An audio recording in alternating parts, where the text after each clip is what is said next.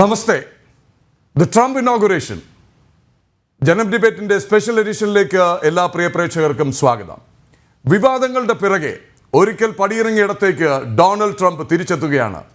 Oval ഓഫീസിലേക്ക് American president എന്ന ലോകത്തിലെ തന്നെ ഏറ്റവും ശക്തമായ അധികാര സ്ഥാനത്തേക്ക് ട്രംപ് തിരിച്ചെത്തുന്നു. US ക്യാപിറ്റൽ മന്ദിരത്തിൽ നടക്കുന്ന ചടങ്ങിൽ അമേരിക്കയുടെ 47ാം പ്രസിഡന്റായി ഡൊണാൾഡ് ട്രംപ് അധികാരമേൽക്കുമ്പോൾ പിറക്കുന്നത് പൊതുചരിത്രം. കൂടുതൽ കരുത്തോടെ ട്രംപ് തൻ്റെ 2ാം ടേമിൽ അധികാരമേറുമ്പോൾ ലോകം ഉറ്റുനോക്കുകയാണ്. അജണ്ടകൾ പ്രഖ്യാപിക്കപ്പെട്ടു കഴിഞ്ഞു. കുടിയേറ്റ നയത്തിലും അതിർത്തി സുരക്ഷയിലും കടുത്ത നിലപാടുകൾ ഉണ്ടാകുമെന്ന് ട്രംപ് സൂചന നൽകുന്നുണ്ട്. നാളെ സൂര്യൻ അസ്തമിക്കുന്നതിന് മുമ്പ് രാജ്യത്തെ അധിനിവേശം നിലച്ചിരിക്കുമെന്നാണ് സ്ഥാനാരോഹണത്തിന് മണിക്കൂറുകൾക്ക് മുമ്പ് നടന്ന വിക്ടറി റാലിയിൽ ട്രംപ് പ്രഖ്യാപിച്ചത്. US-ലെ 45 ലക്ഷം വരുന്ന ഇന്ത്യൻ അമേരിക്കൻ സമൂഹം ഒരു സുപ്രധാന വഴിത്തിരിവിലേക്ക് കൂടി എത്തുകയാണ്. ചോദ്യങ്ങൾ നിരവധി. The Trump inauguration. സ്വാഗതം സ്പെഷ്യൽ എഡിഷനിലേക്ക്.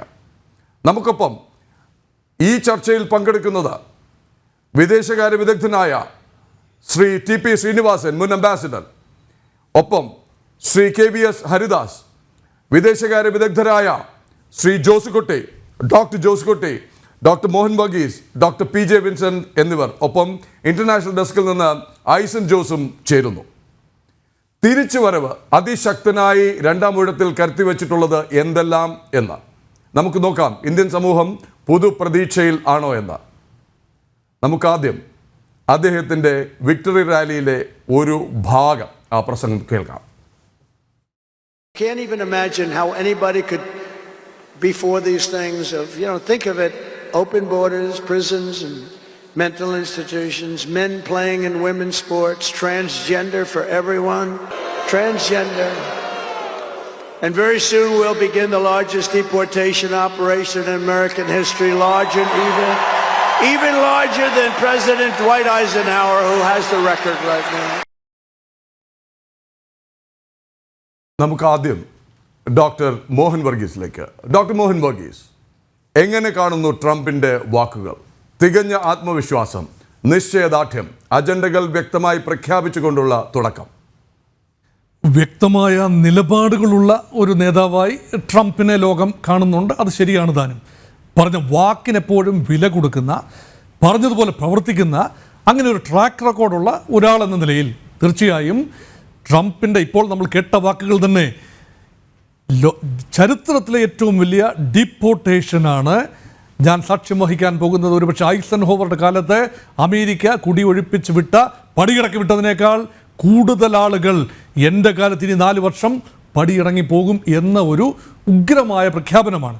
അതുകൊണ്ട് വരാനിരിക്കുന്ന പൂരത്തിൻ്റെ സാമ്പിൾ വെടിക്കെട്ടാണ് കഴിഞ്ഞ ദിവസത്തെ വിക്ടറി സ്പീച്ചിൽ അദ്ദേഹത്തിൻ്റെ ഭാഗത്തുനിന്നുണ്ടായത്. ഇനിയിപ്പോൾ എല്ലാ കണ്ണുകളും ഉദ്ഘാടനത്തിന് ശേഷം ട്രംപ് ഇനോഗ്രേഷന് ശേഷം ഇന്ത്യൻ സമയം രാത്രി 10:30 മണിക്ക് നടക്കുന്ന സത്യപ്രതിജ്ഞാ ചടങ്ങ്, അതിനുശേഷം നടക്കുന്ന സൈനിങ്, അതിനുശേഷമാണ് ലോകത്തെ തന്നെ അവിടെ കൂടിയിരിക്കുന്ന ആളുകളെ 600ഓളം പേരാണ് ആ റോട്ടുണ്ടയുടെ അടിയിൽ, ക്യാപിറ്റോൾ ഹിൽ മന്ദിരത്തിൻ്റെ അടിയിൽ, ആ ഒരു റൗണ്ട് സ്ട്രക്ചറിൻ്റെ അടിയിലെ ഭാഗത്താണ് കൂടിയിരിക്കുന്നത്. അവിടെ വെച്ച് നടക്കുന്ന സംസാരം ലോകമാസകലമുള്ള കോടിക്കണക്കിന് ആളുകൾ കാതോർക്കുന്ന സംസാരത്തിൽ കുറച്ചുകൂടി സൂചനകൾ ലഭിക്കും. താൻ ഇതുവരെ പറഞ്ഞതിൽ നിന്നും എന്തെങ്കിലും മാറ്റമുണ്ടോ? അങ്ങനെ ഉണ്ടാകാനുള്ള ഒരു സാധ്യതയുമില്ല. അതിർത്തി തന്നെയാണ് വിഷയം, സുരക്ഷ തന്നെയാണ് വിഷയം. ആവർത്തിച്ച് ട്രംപ് പറയുന്നു, അതിർത്തി അമേരിക്കയ്ക്ക് മെക്സിക്കോയുമായും കാനഡയുമായുള്ള അതിർത്തി സുരക്ഷിതമാക്കും. ഇത് രണ്ടും കടന്ന് നുഴഞ്ഞു കയറ്റക്കാരായി വരുന്നവരെ കർശനമായി കൈകാര്യം ചെയ്യും. രേഖകളില്ലാതെ നുഴഞ്ഞു കയറി വരുന്നവരെ യുദ്ധകാലാടിസ്ഥാനത്തിൽ പുറത്താക്കും. ഒരു ചെറിയ വിഭാഗം ഇന്ത്യക്കാരുമുണ്ട്, അത് ഇന്ത്യക്ക് ഒരു ചെറിയ ആശങ്കയുമുണ്ട്. പക്ഷേ 45 ലക്ഷം ഇന്ത്യൻ വംശജർ അല്ലെങ്കിൽ ഇന്ത്യക്കാർ അവിടെയുണ്ട്. അവരെല്ലാം അമേരിക്കൻ പൗരന്മാരായ ആളുകളാണ്. അവരെ സംബന്ധിച്ചിടത്തോളം കാര്യമായ ആശങ്കകൾ ഉണ്ടാവില്ല. കാരണം മിക്കവരും ശരിയായ യാത്രാ രേഖകളുമായി അമേരിക്കയിൽ എത്തിപ്പെട്ടവരാണ്. അവർക്ക് പേടിക്കാനൊന്നും തന്നെയില്ല. ഇവിടെ ട്രംപിൻ്റെ ഇന്നത്തെ ഒരു ദിവസം, ഈ ഒരു സുപ്രധാനമായ നിമിഷത്തിൽ കാതോർക്കുന്നത് 200ഓളം രേഖകളിൽ ട്രംപ് ഉടനടി ഒപ്പുവെക്കുമെന്നാണ്. കഴിഞ്ഞ ദിവസം 100 എന്നാണ് കേട്ടത്. ഇപ്പോൾ പറയുന്നു 200ഓളം പ്രഖ്യാപനങ്ങൾ, ചെറുതും വലുതുമായ പ്രഖ്യാപനങ്ങളിൽ ഒപ്പുവെച്ചുകൊണ്ട് തന്നെ തൻ്റെ നയം വ്യക്തമാക്കുകയാണ്. ഉടനടി പ്രവർത്തിക്കുന്ന ഒരു പ്രസിഡന്റ്, എല്ലാം നീട്ടിവെക്കുന്ന ഒരാളെന്നുള്ള നിലയിലല്ല, എല്ലാം മൈൽഡായി കൈകാര്യം ചെയ്യുന്ന ഒരാളെന്നുള്ള നിലയിലല്ല, വെയിറ്റിംഗ് ഗെയിം ഫോളോ ചെയ്യുന്ന ഒരാളെന്നുള്ള നിലയിലല്ല, മറിച്ച് പെട്ടെന്ന് തന്നെ തീരുമാനങ്ങൾ എടുത്ത് മുന്നോട്ട് പോകാനുള്ള നിശ്ചയദാർഢ്യം കാട്ടുന്ന ട്രംപിനെയാണ് ഇനോഗ്രൽ സ്പീച്ചിൽ ഒരുപക്ഷെ കാണാൻ സാധിക്കുന്നത്. ഇന്നലത്തെ സ്പീച്ചിൻ്റെ ഒരു തുടർച്ച തന്നെയായിരിക്കും ഇന്നത്തെ സ്പീച്ച് എന്നാണ് പറയുന്നത്.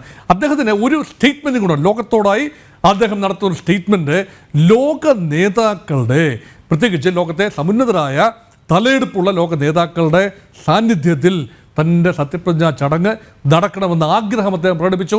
അതനുസരിച്ചുള്ള നീക്കങ്ങളാണ്. അങ്ങനെയാണ് ചൈനീസ് പ്രസിഡന്റ് ഷീ ജിൻപിങ്ങിനും അതുപോലെ ലോകത്തെ മിക്ക നേതാക്കൾക്കും ക്ഷണം പോയി. പലപ്പോഴും അങ്ങനെ ഉണ്ടാകാറില്ല. അമേരിക്കൻ പ്രസിഡന്റ് സ്ഥാനമേൽക്കുന്ന ചടങ്ങിൽ സാധാരണഗതിയിൽ അവിടുത്തെ എംബസി ഉദ്യോഗസ്ഥന്മാരോ ഇതര രാജ്യങ്ങളുടെ എംബസികൾ നിയോഗിക്കുന്ന ആളുകളാണ് സാധാരണ പങ്കെടുക്കുന്നത്. അതിൽ നിന്നും വ്യത്യസ്തമായി ഇപ്രാവശ്യം VVIPകളുടെ ഒരു വലിയ നിര തന്നെ ഉണ്ടാവാനുള്ള ഒരു സാധ്യതയാണ് തെളിഞ്ഞിരിക്കുന്നത്. അതുകൊണ്ട് തന്നെ എല്ലാ കണ്ണുകളും ആ ചടങ്ങിലേക്ക് തന്നെയാണ് നീങ്ങുന്നത്. നമുക്ക് ഇനിയൊരു കഷ്ടിച്ച് 3 മണിക്കൂറും 20 മിനിറ്റും അപ്പോഴേക്കും ചടങ്ങുകൾ തുടങ്ങിയ ഒരുപക്ഷെ 3 മണിക്കൂർ കഴിയുമ്പോൾ തന്നെ അതിനോടനുബന്ധിച്ചുള്ള കുർബാന ആരംഭിക്കുകയാണ്. ഐസൻ ജോസ് ചേരുന്നു ഇന്റർനാഷണൽ ഡെസ്കിൽ നിന്ന്. ഐസൻ, തെരഞ്ഞെടുപ്പ് പ്രഖ്യാപനം മുതൽ സ്ഥാനാർത്ഥിത്വം മാറി മറിയുന്ന കാഴ്ച, ഡെമോക്രാറ്റിക് ക്യാമ്പുകളിൽ ആശങ്ക ഉയരുന്ന കാഴ്ച, ഡെമോക്രാറ്റിക് സ്ഥാനാർത്ഥിയെ മാറ്റുന്ന കാഴ്ച, എല്ലാ പ്രതീക്ഷകളും തകർത്തുകൊണ്ട് ഡെമോക്രാറ്റുകൾ ട്രംപിനൊപ്പം എത്തുന്നു, ട്രംപിനേക്കാൾ മുന്നേറുന്നു അഭിപ്രായ സർവേകളിൽ, വീണ്ടും ഒപ്പം പിടിക്കുന്നു, മുന്നേറുന്നു, വ്യക്തമായ ഭൂരിപക്ഷത്തോടുകൂടി ട്രംപ് അധികാരമേറുന്നു. ചരിത്രം രണ്ടാമത്തെ വട്ടം മാത്രം, 230 വർഷത്തെ പ്രസിഡൻഷ്യൽ തെരഞ്ഞെടുപ്പ് ചരിത്രത്തിൽ 2ാം വട്ടം മാത്രം ക്ലീവ്ലാൻഡിന് ശേഷം. ഐസൻ, കഴിഞ്ഞ ദിവസത്തെ വിക്ടറി റാലിയിലേക്ക് നമുക്ക് വരാം. പക്ഷേ ഇന്ന് അവിടെ എന്തൊക്കെ നടക്കും എന്ന് ഒന്ന് പ്രേക്ഷകർക്കായി ഒന്ന് അനലൈസ് ചെയ്യാമോ? ഇന്ന് നടക്കാൻ പോകുന്ന ചടങ്ങുകൾ എങ്ങനെയാണ്? സത്യപ്രതിജ്ഞ ചടങ്ങ്, അതിന് ശേഷമുള്ള പരേഡ്, അതിന് മുന്നോടിയായിട്ടുള്ള കുർബാന, ഇതൊന്ന് പറയാമോ?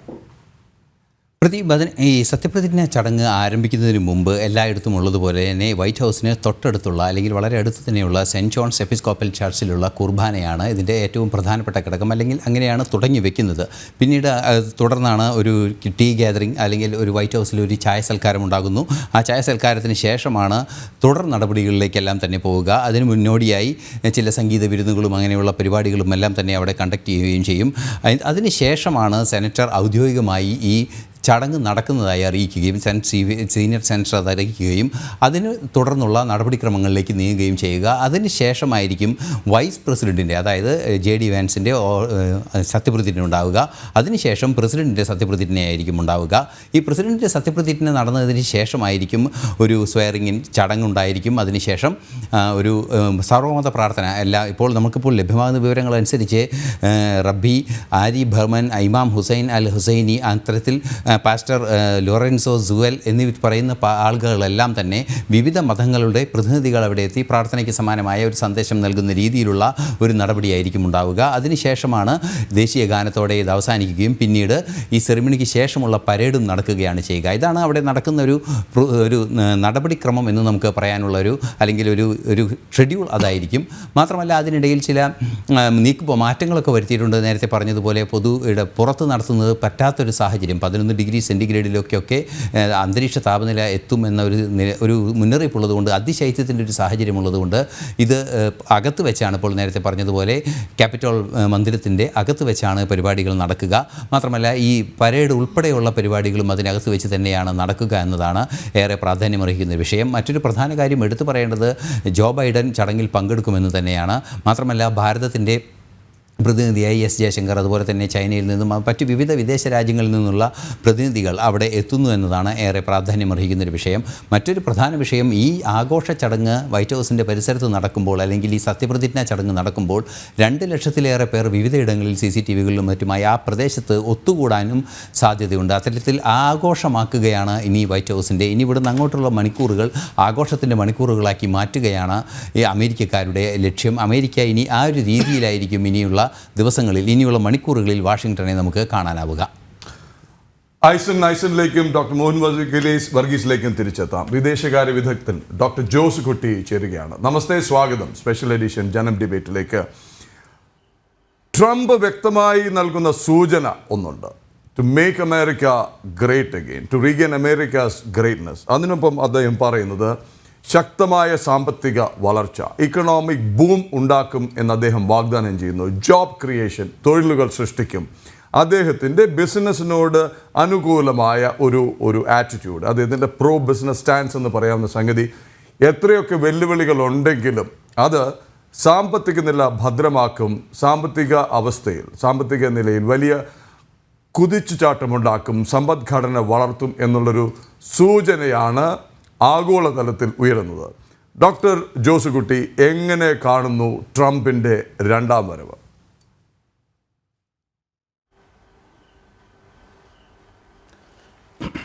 ട്രംപിൻ്റെ രണ്ടാം വരവ് ഈ സൂചിപ്പിച്ചതുപോലെ അമേരിക്കയെ മഹത്തരമാക്കുക എന്ന് തുടങ്ങിയാണ് അദ്ദേഹത്തിൻ്റെ ഇലക്ഷൻ പ്രചരണം ആരംഭിക്കുന്നത്. ഈ ഇലക്ഷൻ പ്രചരണം തുടങ്ങി ഇന്ന് വരെ അദ്ദേഹം ആ ആശയത്തിൽ ഊന്നിക്കൊണ്ട് ചെറിയ ചെറിയ മാറ്റങ്ങൾ വരുത്തിയെങ്കിലും വളരെ കൃത്യമായി അതിൽ തന്നെയാണ് അദ്ദേഹം ഊന്നി നിൽക്കുന്നത്. അതിൽ നിന്ന് അദ്ദേഹം ഒരു അല്പമൊന്ന് മാറിയിട്ട് മേക്ക് അമേരിക്ക റിച്ച് അഗെയിൻ, അമേരിക്കയെ സമ്പന്നമാക്കുക എന്നൊരു മുദ്രാവാക്യമാണ് ഇപ്പോൾ കൂടുതലായി അദ്ദേഹം മുന്നോട്ട് വയ്ക്കുന്നത്. അവിടെയാണ് താങ്കൾ സൂചിപ്പിച്ച അമേരിക്കയുടെ ബിസിനസ് താല്പര്യങ്ങൾ സംരക്ഷിക്കുക എന്നുള്ളതും അമേരിക്കയ്ക്ക് കൂടുതലായിട്ട് റിസോഴ്സസ് ലഭ്യമാക്കുക, അങ്ങനെ അമേരിക്കയെ മഹത്തരമാക്കുക. അദ്ദേഹത്തിൻ്റെ അഭിപ്രായത്തിൽ സമ്പന്നമായിട്ടുള്ള, വെൽത്തിയായിട്ടുള്ള അമേരിക്ക മാത്രമാണ് മഹത്തായ അമേരിക്ക എന്നുള്ള കാഴ്ചപ്പാടാണ്. അത് ട്രംപ് എന്ന് പറയുന്ന ബിസിനസ് മാൻ പ്രസിഡന്റ് ആകുമ്പോൾ സംഭവിക്കുന്ന അമേരിക്കയുടെ ഒരു മാറ്റമായിട്ട് വേണമെങ്കിൽ നമുക്ക് കാണാം. ഈ മാറ്റം ലോകത്താകമാനം ഇന്ത്യയുമായിട്ടുള്ള ബന്ധത്തിലുമൊക്കെ വലിയ രീതിയിലുള്ള മാറ്റങ്ങൾക്ക് കാരണമാകും. എന്ന് പറഞ്ഞാൽ നമ്മൾ അമേരിക്കയുമായി ഏത് തരത്തിലുള്ളൊരു ബന്ധത്തിലേക്കാണ് പോകുന്നത്, പ്രത്യേകിച്ചും ഇന്ത്യ. നമ്മുടെ ബന്ധത്തിൽ, ഇന്ത്യ അമേരിക്ക ബന്ധത്തിൽ വളരെ കല്ലുകടികൾ ഉണ്ടെങ്കിലും അതിൽ വ്യാപാര സംബന്ധമായ കാര്യങ്ങളും ഒരു പ്രശ്നം തന്നെയാണ്. കാരണം അദ്ദേഹത്തിൻ്റെ ഒരു പ്രധാനപ്പെട്ട നയമെന്ന് പറയുന്നത് നികുതി, ഏത് രാജ്യത്തിൽ നിന്നാണെങ്കിലും അവിടെ നികുതി വർദ്ധിപ്പിക്കുക എന്നുള്ളൊരു നയം അദ്ദേഹത്തിനുണ്ട്. അപ്പോൾ അത് സംബന്ധമായിട്ട് ചില പ്രശ്നങ്ങളുണ്ട്. ഇത് പറയുമ്പോൾ തന്നെ ട്രംപിൻ്റെ മറ്റൊരു പ്രധാനപ്പെട്ട നയം, അദ്ദേഹം അമേരിക്കയുടെ വ്യാപാരം മുന്നോട്ട് വയ്ക്കുമ്പോൾ തന്നെ അദ്ദേഹത്തിൻ്റെ ബിസിനസ് താല്പര്യങ്ങളും കൂടി അതിനോടൊപ്പം ചേർത്ത് വയ്ക്കുന്ന ഒരു രീതിയുണ്ട്. ഉദാഹരണമായിട്ട് ഇന്ത്യയിലാണെങ്കിൽ അദ്ദേഹത്തിൻ്റെ മുംബൈയിലും പൂനെയിലുമൊക്കെ അദ്ദേഹത്തിൻ്റെ ട്രംപ് ടവേഴ്സ് എന്ന രീതിയിൽ റിയൽ എസ്റ്റേറ്റ് വ്യാപാരം വലിയ രീതിയിൽ ആരംഭിച്ചിട്ടുണ്ട്. അത് ഇനി ഇന്ത്യയിലെ തന്നെ പല പ്രധാനപ്പെട്ട പട്ടണങ്ങളിലേക്കും, ബാംഗ്ലൂർ, അഹമ്മദാബാദ്, കൽക്കട്ട, ഇങ്ങനെയുള്ള പ്രധാനപ്പെട്ട പട്ടണങ്ങളിലേക്ക് വ്യാപിപ്പിക്കാനുള്ള സാധ്യതയുണ്ട്. അപ്പോൾ അദ്ദേഹം ഒരു വ്യാപാരിയായിട്ടുള്ള പ്രസിഡൻ്റാണ്, അദ്ദേഹം ഒരു വ്യാപാരി കൂടിയാണ്. ഇത് രണ്ടും കൂടെ ചേർത്ത് വയ്ക്കുമ്പോഴാണ് അദ്ദേഹം ഒരു വശത്ത് അമേരിക്കയുടെ താല്പര്യം മുന്നോട്ട് വയ്ക്കുമ്പോൾ മറുവശത്ത് അദ്ദേഹത്തിൻ്റെ വ്യക്തിപരമായിട്ടുള്ള വ്യാപാര സാമ്രാജ്യം വളർത്തുവാൻ കൂടി അദ്ദേഹം ശ്രമിച്ചിട്ടുണ്ട്. അദ്ദേഹത്തിൻ്റെ ഒന്നാം ഘട്ടത്തിൽ, അതായത് അദ്ദേഹത്തിൻ്റെ ആദ്യ പ്രസിഡൻസി കാലഘട്ടത്തിലും അത് നമുക്ക് വ്യക്തമായിട്ട് മനസ്സിലാക്കുവാൻ കഴിഞ്ഞിട്ടുള്ള കാര്യമാണ്. അപ്പോൾ അമേരിക്കയെ ഏറ്റവും മഹത്തരമാക്കുക എന്ന് പറയുന്നത് അമേരിക്കയെ ഏറ്റവും സമ്പന്നമായിട്ടുള്ള രാജ്യമാക്കി മാറ്റുക, അതിലൂടെ അമേരിക്കയെ മഹത്തരമാക്കുക. അദ്ദേഹത്തിൻ്റെ ചില പ്രസ്താവനകൾ, അതായത് ഗ്രീൻലാൻഡ് തങ്ങൾക്ക് അവകാശപ്പെട്ടതാണ്, അതേപോലെ പനാമ കനാൽ, അല്ലെങ്കിൽ കാനഡയെ നമ്മുടെ അടുത്ത അമേരിക്കയുടെ മറ്റൊരു സംസ്ഥാനമാക്കി മാറ്റാം, ഇത്തരത്തിലുള്ള പ്രസ്താവനകളൊക്കെ അമേരിക്കയുടെ, ഇത് പുതിയതായിട്ടൊരു പ്രസിഡന്റ് മാത്രം പറയുന്ന കാര്യമല്ല, പണ്ടും അത്തരത്തിലുള്ള സമീപ രാജ്യങ്ങളിലെ സമ്പത്ത് അല്ലെങ്കിൽ അവിടുത്തെ വിഭവങ്ങൾ തങ്ങളുടെ ഓണർഷിപ്പിലാക്കുവാൻ വേണ്ടിയിട്ട് അമേരിക്കൻ പ്രസിഡന്റുമാർ ശ്രമിച്ചിട്ടുണ്ട്.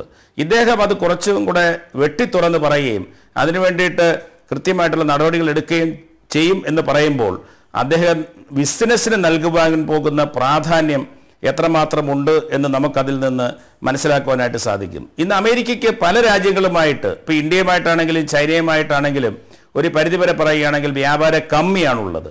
യൂറോപ്പുമായിട്ടും അതുണ്ട്. അപ്പോൾ ഈ വ്യാപാര കമ്മി ഇല്ലാതാക്കിയാൽ മാത്രമേ അമേരിക്കയെ ഗ്രേറ്റ് ആക്കാൻ കഴിയൂ, മഹത്തരമാക്കാൻ കഴിയൂ എന്ന് അദ്ദേഹം വിശ്വസിക്കുന്നു. അപ്പോൾ അതിനു വേണ്ടുന്ന നടപടികൾ അദ്ദേഹം കൃത്യമായിട്ടും എടുക്കുവാനാണ് സാധ്യത. അതിൽ ഏതെങ്കിലും രീതിയിലുള്ള സിദ്ധാന്തങ്ങളോ ഏതെങ്കിലും രീതിയിലുള്ള ധാർമ്മികമായിട്ടുള്ള തത്വങ്ങളോ ഒന്നും അദ്ദേഹം പാലിക്കുവാനുള്ള ഒരു സാധ്യതയും കാണുന്നില്ല. കാരണം അങ്ങനെ വ്യാപാരത്തിലോ അല്ലെങ്കിൽ ബിസിനസ്സിലോ തത്വങ്ങൾക്കല്ല പ്രാധാന്യം, തങ്ങൾക്ക് ലാഭനഷ്ടങ്ങൾ എന്തുണ്ടാകുന്നു എന്നതിൻ്റെ അടിസ്ഥാനത്തിൽ രാജ്യാന്തര ബന്ധങ്ങളെ ബിസിനസ്സിൻ്റെ അടിസ്ഥാനത്തിൽ കാണുന്ന ഒരു പ്രസിഡന്റാണ്.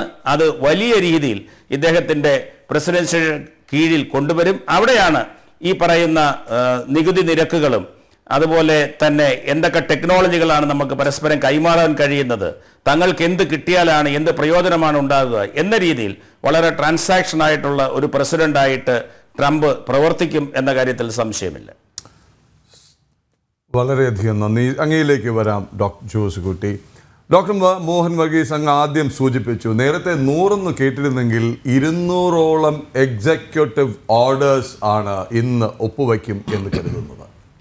ഇന്ന് ഇവിടെ 10:30 മണിയാകുമ്പോൾ US-ലെ ഈസ്റ്റേൺ സ്റ്റാൻഡേർഡ് ടൈം എന്ന് പറയുന്നത് ഉച്ചയ്ക്ക് 12 അവിടെ, നമ്മുടെ രാത്രി 10:30 ആകുമ്പോൾ. അതിനുശേഷം സത്യപ്രതിജ്ഞാ ചടങ്ങും അതിനോടനുബന്ധിച്ച് പരേഡും വിരുന്നും കഴിഞ്ഞാൽ അദ്ദേഹം ഓവൽ ഓഫീസിൽ എത്തി അധികാരമേറ്റ് ഒപ്പുവയ്ക്കാൻ പോകുന്ന ഉത്തരവുകളെക്കുറിച്ച് ലോകമെമ്പാടും പ്രതീക്ഷയുണ്ട്, ആശങ്കയുണ്ട്, ഭീതിയുണ്ട്. കാര്യം അദ്ദേഹം ഈ വിക്ടറി റാലി അവിടെ നടത്തിയ പ്രസംഗത്തിലടക്കം പറഞ്ഞത് അനധികൃത മെക്സിക്കൻസ് സ്റ്റേ ഇൻ മെക്സിക്ക, ആ ബോർഡർ അടയ്ക്കും. 2, ഡ്രഗ് കാർട്ടലുകൾ, മയക്കുമരുന്ന് സംഘങ്ങളെ വിദേശ തീവ്രവാദ കൂട്ടായ്മകളായി തന്നെ കാണും എന്നുള്ളത്. 4, കുടിയേറ്റം സംബന്ധിച്ചുള്ള വ്യക്തമായ നിലപാട്. 1, ഇതുവരെ പക്ഷേ ഒരു റെക്കോർഡായിരിക്കാം. അമേരിക്കൻ എക്സിക്യൂട്ടീവ് ഓർഡർ എന്ന് പറഞ്ഞു കഴിഞ്ഞാൽ നമ്മുടെ സമാനമായ സർക്കാർ ഉത്തരവിന് തുല്യം അല്ലേ? അതുപോലെ ഇതൊരു റെക്കോർഡല്ലേ? എന്തൊക്കെ നമുക്ക് പ്രതീക്ഷിക്കാം? ശ്രീ പ്രദീപ്, ഒരു പ്രയോറിറ്റി അനുസരിച്ച് ഒന്ന് സ്പെക്കുലേറ്റ് ചെയ്യാനേ സാധിക്കും. ഇപ്പോഴത്തെ നിലയിൽ പ്രഖ്യാപനങ്ങൾ വന്നില്ല. ഈ 200ഓളം ഉത്തരവുകൾ തയ്യാറായി മേശപ്പുറത്തിരിക്കുന്നു. അത് സൈൻ ചെയ്യേണ്ട താമസം മാത്രമേ ഉള്ളൂ. കഴിഞ്ഞ വെയിറ്റിംഗ് പീരീഡ്, ജസ്റ്റേഷൻ പീരീഡിൽ ഇതേക്കുറിച്ചുള്ള എന്തെല്ലാം ഉത്തരവുകളാണ് വരേണ്ടത് എന്നതിനെക്കുറിച്ചുള്ള വ്യക്തമായ ധാരണ ട്രംപ് ആൻഡ് ടീം, ഇപ്പം ടീമൊക്കെ റെഡിയായി കഴിഞ്ഞു. ആരാണ് സത്യപ്രതിജ്ഞ ചെയ്യേണ്ടത്, കൂടെയുള്ള സെക്രട്ടറിമാർ ആരൊക്കെയാണ് എന്നതിനെക്കുറിച്ച് വ്യക്തമായ ധാരണയുണ്ട്. ആ ധാരണ അനുസരിച്ച് നോക്കുകയാണെങ്കിൽ ബിസിനസ് കമ്മ്യൂണിറ്റിക്ക് നല്ല പ്രാധാന്യം നൽകുന്ന ഒരു ടീം ട്രംപിനെയാണ് കാണുന്നത്. ഈ ആഭ്യന്തര പരിഷ്കാരങ്ങളുടെ ചുമതല, എല്ലാ കാര്യങ്ങളും സമഗ്രമായ ഉടച്ചു വാർക്കൽ. ഒരുപക്ഷെ നമ്മുടെ കേരളത്തിലെ ഭരണപരിഷ്കാര കമ്മീഷൻ എന്നൊക്കെ പറയുന്ന ഒരു സംവിധാനമുണ്ടല്ലോ, VS അച്യുതാനന്ദൻ നയിച്ച ഒരു സംവിധാനം. അതിന് സമാനമായ രീതിയിൽ ഇപ്പോൾ ഇലോൺ മസ്കിനെയാണ്, പ്രമുഖ വ്യവസായിയായ ടെസ്ലയുടെ സ്ഥാപകൻ, സ്പേസ് എക്സിൻ്റെ മുടിചൂടാമന്നനായ ഇലോൺ മസ്കിനെ തന്നെയാണ് ചുമതലപ്പെടുത്തിയിരിക്കുന്നത്. അതൊരു കാര്യം. അതുപോലെ അദ്ദേഹത്തിന് മറ്റ് ടീമുകൾ, ഈ ഫൈനാൻസ് സെക്രട്ടറി ആകട്ടെ, അല്ലെങ്കിൽ മറ്റു കാര്യങ്ങൾ, ട്രഷറിയുമായി ബന്ധപ്പെട്ട കാര്യങ്ങൾ നോക്കുന്ന ആളുകളാകട്ടെ, എല്ലാവർക്കും തന്നെ നല്ല ബിസിനസ് പാരമ്പര്യമുള്ള ആളുകളാണ്. അതുകൊണ്ട് എൻ്റെ ഒരു ചിന്ത എന്ന് പറയുന്നത്, ആദ്യത്തെ തീരുമാനം അമേരിക്കയുടെ ആഭ്യന്തര സാഹചര്യങ്ങൾ വിലയിരുത്തി പ്രധാനമായും ടാരിഫുകൾ എന്താണ്, ഇന്ത്യയിലെ ഉൽപ്പന്നങ്ങൾ അമേരിക്കയിലേക്ക് ഇറക്കുമതി ചെയ്യുമ്പോൾ എത്ര ടാരിഫാണ് ചുമത്താവുന്നത്, ചൈനീസ് ഉൽപ്പന്നങ്ങൾ അമേരിക്കയിൽ ഡംപ് ചെയ്യുന്നു എന്ന ഒരു പരാതിയും പരിഭവമുണ്ട്. അതിന് 60% വരെ നികുതി ചൈനീസ് ഉൽപ്പന്നങ്ങൾക്ക് ചുമത്തുമെന്ന ഒരു ഭീഷണി നിലവിലുണ്ട്. പക്ഷേ അത്രയൊന്നും ചുമത്തുന്നത് പ്രായോഗികമല്ല. പക്ഷേ ശക്തമായ തീരുവകൾ തീർച്ചയായും ട്രംപിൻ്റെ ഭാഗത്തുനിന്നുണ്ടാകും. അതുപോലെ മെക്സിക്കോയിൽ നിന്നും കാനഡയിൽ നിന്നും വരുന്ന ഉൽപ്പന്നങ്ങൾ, അതാണ് ഇമ്മീഡിയറ്റ് ബോർഡേഴ്സ്.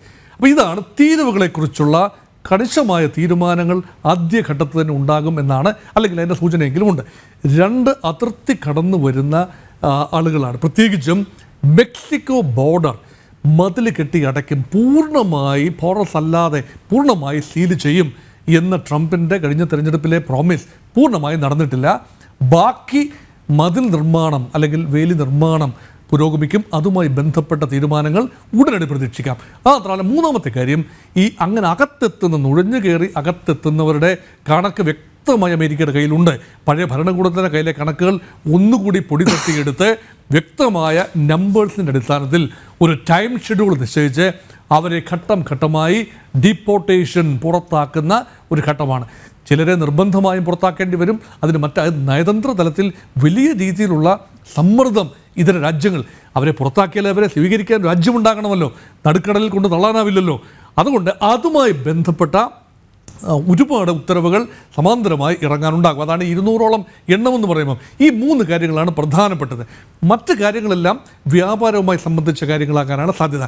ഇതെല്ലാം തന്നെ ട്രംപ് ഉയർത്തിയ 2 മുദ്രാവാക്യങ്ങൾ. ഒന്ന്, മെയ്ക്ക് അമേരിക്ക ഗ്രേറ്റ് അഗൈൻ എന്ന് പറയുമ്പോൾ സാമ്പത്തികമായി ഓരോ അമേരിക്കക്കാരനും പ്രതാപത്തോടെ ജീവിക്കാൻ, ആഭ്യന്തരമായി ഉന്നതിയിൽ ജീവിക്കാനും വിദേശത്ത് അമേരിക്കക്കാരൻ്റെ പ്രഭാവം മങ്ങുന്നു എന്ന ഒരു പ്രതീതി ഉണ്ടായത് ഒഴിവാക്കിക്കൊണ്ട് അമേരിക്ക എന്ന വിഖ്യാത രാജ്യത്തിൻ്റെ പൗരന്മാരായി അഭിമാനത്തോടെ ജീവിക്കാനുള്ള അന്തരീക്ഷം. ഇതാണ് ഒന്നാമത്തേത്. രണ്ടാമത്തെ, കുറച്ചുകൂടി അമേരിക്കയുടെ സെക്യൂരിറ്റി പാരഡൈംസ്, ഒരു പാരനോയിഡ് ഒരു രീതിയിൽ തന്നെയാണ് ട്രംപ് പലപ്പോഴും സെക്യൂരിറ്റിയെക്കുറിച്ച് കാണുന്നത്. വലിയ രീതിയിലാണ് അമേരിക്ക ഒരു സുരക്ഷാ ഭീഷണി നേരിടുന്നു എന്നുള്ളതാണ് ട്രംപിൻ്റെ ഒരു ചിന്ത. അപ്പം വിദേശ രാജ്യങ്ങൾ നേരിടുന്ന സുരക്ഷാ ഭീഷണിയെക്കുറിച്ച് ട്രംപിന് കാര്യമായ അനക്കമില്ല. അത് അവർ അടിച്ചു തീർക്കട്ടെ എന്നുള്ളതാണ്. അതിനായി മിലിറ്ററി ഇൻഡസ്ട്രിയൽ കോംപ്ലക്സിൻ്റെ സാധ്യതകൾ മുൻ പ്രസിഡന്റുമാർ പ്രയോജനപ്പെടുത്തി. യുദ്ധമുണ്ടാകുന്നെങ്കിൽ ഉണ്ടാകട്ടെ, മൂക്കട്ടെ, അങ്ങനെ അമേരിക്കൻ ആയുധങ്ങൾ വിൽക്കാനുള്ള വിപണിയായി ലോകരാജ്യങ്ങളെ കാണാം എന്ന തൻ്റെ മുൻഗാമികളുടെ നിലപാടിൽ നിന്നും വ്യത്യസ്തമായി ലോകത്തെവിടെ പ്രശ്നമുണ്ടായാലും അത് അമേരിക്കയുടെ കൺസേൺ അല്ല. അമേരിക്ക നേരിട്ട് ഇടപെടില്ല. അമേരിക്കയുടെ സൈനിക സാന്നിധ്യം പരമാവധി പിൻവലിക്കുന്നു. അതുമായി ബന്ധപ്പെട്ട ചില ഉത്തരവുകളും ഒരുപക്ഷെ ഉണ്ടാകും. അമേരിക്കയുടെ സൈനിക സാന്നിധ്യം കുറച്ചു കൊണ്ടുവന്ന് അഫ്ഗാനിസ്ഥാനിൽ നിന്ന് ഏതാണ്ട് പൂർണ്ണമായി പിൻവാങ്ങിയല്ലോ. താലിബാൻ അധികാരത്തിൽ വന്നല്ലോ. അതിന് നെടുത്തായക്കത്ത് മുഖിച്ചത് ട്രംപിൻ്റെ മുൻ സർക്കാരാണ്. ഇറാഖിൽ നിന്നും പിൻവാങ്ങി. അതുപോലെ ഉക്രൈൻ യുദ്ധത്തിൽ അമേരിക്കയുടെ നേരിട്ടുള്ള ഇടപെടലല്ല എങ്കിൽ പോലും ഉക്രൈനെ ഫണ്ട് ചെയ്യാൻ ഇനി തയ്യാറല്ല എന്ന ഉഗ്രമായ ഒരു പ്രഖ്യാപനമാണ് ട്രംപിൽ നിന്ന് ഇനി പ്രതീക്ഷിക്കുന്നത്. അങ്ങനെയെങ്കിൽ ഉക്രൈന് മേൽ സമ്മർദ്ദമേറും. ഇനി നിങ്ങൾ യൂറോപ്യൻ യൂണിയൻ രാജ്യങ്ങൾ, EU കമ്മ്യൂണിറ്റി വേണം ഉക്രൈൻ്റെ കാര്യങ്ങൾ നോക്കി നടത്താൻ. അതുകൊണ്ട് ഞങ്ങൾക്ക് യൂറോപ്യൻ കോണ്ടിനെൻറ്റിലെ കാര്യങ്ങളിൽ താല്പര്യമില്ല, നിങ്ങളായി നിങ്ങളുടെ പാടായി എന്ന് പറയുകയും ഇനി ഞങ്ങളുടെ സഹായം വേണമെങ്കിൽ ഞാൻ ഒരുപക്ഷെ പുട്ടിനുമായി സംസാരിക്കാം, നിങ്ങൾ മറ്റ് കാര്യങ്ങൾ ഒരുക്കിയാൽ മതി എന്ന ഒരു നിലപാടിലേക്ക് നീങ്ങാം. അതുമായി ബന്ധപ്പെട്ട തീരുമാനങ്ങളൊന്നും ഒരുപക്ഷെ ഈ 200 പേപ്പറുകൾ ഉണ്ടാവില്ല. അത് കുറച്ചുകൂടെ നയതന്ത്രപരമായ ഒരു നെഗോസിയേഷനിലൂടെ നടത്തേണ്ട കാര്യങ്ങളാണ്. അതുകൊണ്ട് ഉടനടി ഇമ്മീഡിയറ്റ്ലി ഇന്ന് പ്രതീക്ഷിക്കാവുന്ന അല്ലെങ്കിൽ ഇന്നൊപ്പിടും എന്ന് കരുതുന്ന കാര്യങ്ങളിൽ പ്രയോറിറ്റി ഇത് തന്നെയാണ്. സുരക്ഷ, ദേശീയ സുരക്ഷ, അതുപോലെ നുഴഞ്ഞുകയറ്റം, ഡിപ്പോർട്ടേഷൻ മുതലായ കാര്യങ്ങളിലുള്ള കൃത്യമായ നിലപാടുകളും പ്രഖ്യാപനങ്ങളും ഒപ്പുകളും ഉണ്ടാകുമെന്ന് തന്നെയാണ് പ്രതീക്ഷ. ശരി, ഡോക്ടർ മോഹൻ വർഗീസ് അങ്ങയിലേക്ക് വരാം. നമുക്ക് ഒട്ടനവധി കാര്യങ്ങൾ ചിന്തിക്കേണ്ടതുണ്ട്. സ്വാഭാവികമായിട്ടും ഭാരതത്തിൽ നിന്ന് അങ്ങോട്ട് നോക്കുമ്പോൾ ടീം ട്രംപിലെ ഇന്ത്യക്കാർ ആരൊക്കെ? ടീം ട്രംപ് എത്ര പ്രോ ഇന്ത്യ ആയിരിക്കും? ടീം ട്രംപിലെ ഘടന എന്താണ്? നിലപാടെന്താവും? ഇതും പരിശോധിക്കേണ്ടതുണ്ട്. നമുക്ക് ടീം ട്രംപ് ഒന്ന് നോക്കാം. ഐസൻ ജോസ് ഉണ്ട് ഇന്റർനാഷണൽ ഡെസ്കിൽ നിന്ന്. ഐസൻ, വളരെ കൗതുകത്തോടുകൂടി പ്രതീക്ഷയോടുകൂടി ഒക്കെ നമ്മൾ ഉറ്റുനോക്കിയിരുന്നാണ് എന്തായിരിക്കും ടീം ട്രംപിൻ്റെ ഒരു കോമ്പിനേഷൻ എന്ന് പറയുന്നത്. നമുക്കറിയാവുന്നതാണ് പ്രധാനമന്ത്രി നരേന്ദ്രമോദിയും ട്രംപും ആയിട്ടുള്ള ഒരു സൗഹൃദം. അതിനുമപ്പുറം തെരഞ്ഞെടുപ്പിന് മുന്നോടിയായി നടന്ന റാലികളിൽ ട്രംപ് വളരെ പ്രകടമായി കാണിച്ച ഭാരത അനുകൂല നിലപാട്. 3, ബംഗ്ലാദേശിലടക്കം ഹിന്ദുക്കൾക്ക് നേരെയുണ്ടായ ആക്രമണം പരസ്യമായി തള്ളിപ്പറഞ്ഞ് അതിനെതിരെ പ്രതികരിച്ച ശക്തമായ നിലപാടെടുത്ത ആദ്യ ലോക നേതാവ് ഡൊണാൾഡ് ട്രംപാണ്. അപ്പോൾ ടീം ട്രംപിലേക്ക് ട്രംപിൽ ഭാരതീയർ ഒട്ടേറെയുണ്ട്. തുളസി ഗബാർഡ് ഉണ്ട്, നാഷണൽ ഇന്റലിജൻസ് മേധാവി.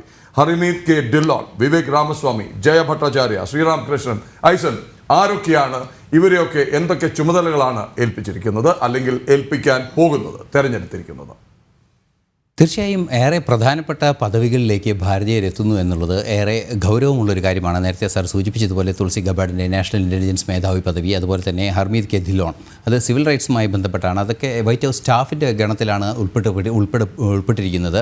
അതുപോലെ തന്നെ ഇലോൺ മസ്ക് ഗവൺമെൻറ് എഫിഷ്യൻസി വർദ്ധിപ്പിക്കുന്നതിന് വേണ്ടിയുള്ള ഒരു സംവിധാനം, അല്ലെങ്കിൽ ഇപ്പോൾ ഭരണപരിഷ്കരണം സാറൊക്കെ പറഞ്ഞതുപോലെ ഭരണപരിഷ്കരണ സംവിധാനം എന്ന് പറയുന്നത് പോലെ ഇലോൺ മസ്കിനെ ആ ചുമതല ഏൽപ്പിച്ചിരിക്കുകയാണ്. അതിൽ പല കാര്യങ്ങളും അദ്ദേഹം വളരെ കൃത്യമായി പറയുന്നുണ്ട്. അതായത് അതായത് വളരെ സ്റ്റാർനെറ്റ് എന്നൊക്കെ പറയുന്ന അതിവേഗതയിൽ ഇൻ്റർനെറ്റ് ലഭ്യമാക്കുന്ന സംവിധാനങ്ങളിലൂടെ സർക്കാരിൻ്റെ എഫിഷ്യൻസി വർദ്ധിപ്പിക്കുന്നതിന്, അതായത് അവരുടെ കണക്ടിവിറ്റി വർദ്ധിപ്പിക്കുക, അത്തരത്തിലുള്ള വലിയ രീതിയിലുള്ള സ്റ്റാർലിങ്ക് സംവിധാനങ്ങളിലൂടെ എല്ലാം തന്നെ ഗവൺമെൻറ് എഫിഷ്യൻസി വർദ്ധിപ്പിക്കുക എന്ന ലക്ഷ്യത്തോടു കൂടി തന്നെയാണ് ഇലോൺ മസ്കിനെ നിയോഗിച്ചിരിക്കുന്നത്. ഇലോൺ മസ്കിൻ്റെ ആ ഡിപ്പാർട്ട്മെൻറ്റിലാണ് വിവേക് രാമസ്വാമിയും നിയോഗിക്കപ്പെട്ടിരിക്കുന്നത്. ഗവൺമെൻറ് എഫിഷ്യൻസിയുമായി ബന്ധപ്പെട്ട വിവേക് രാമസ്വാമി ആ ഡിപ്പാർട്ട്മെൻറ്റിലാണ് നിയോഗിക്കപ്പെട്ടിരിക്കുന്നത്. അതുപോലെ തന്നെ ജയ ഭട്ടാചാര്യ, ആരോഗ്യരംഗത്ത് പ്രവർത്തിക്കുന്നതിന് ജയ ഭട്ടാചാര്യ എന്ന് പറയുന്ന മറ്റൊരു ഭാരതീയ വംശജയുണ്ട്.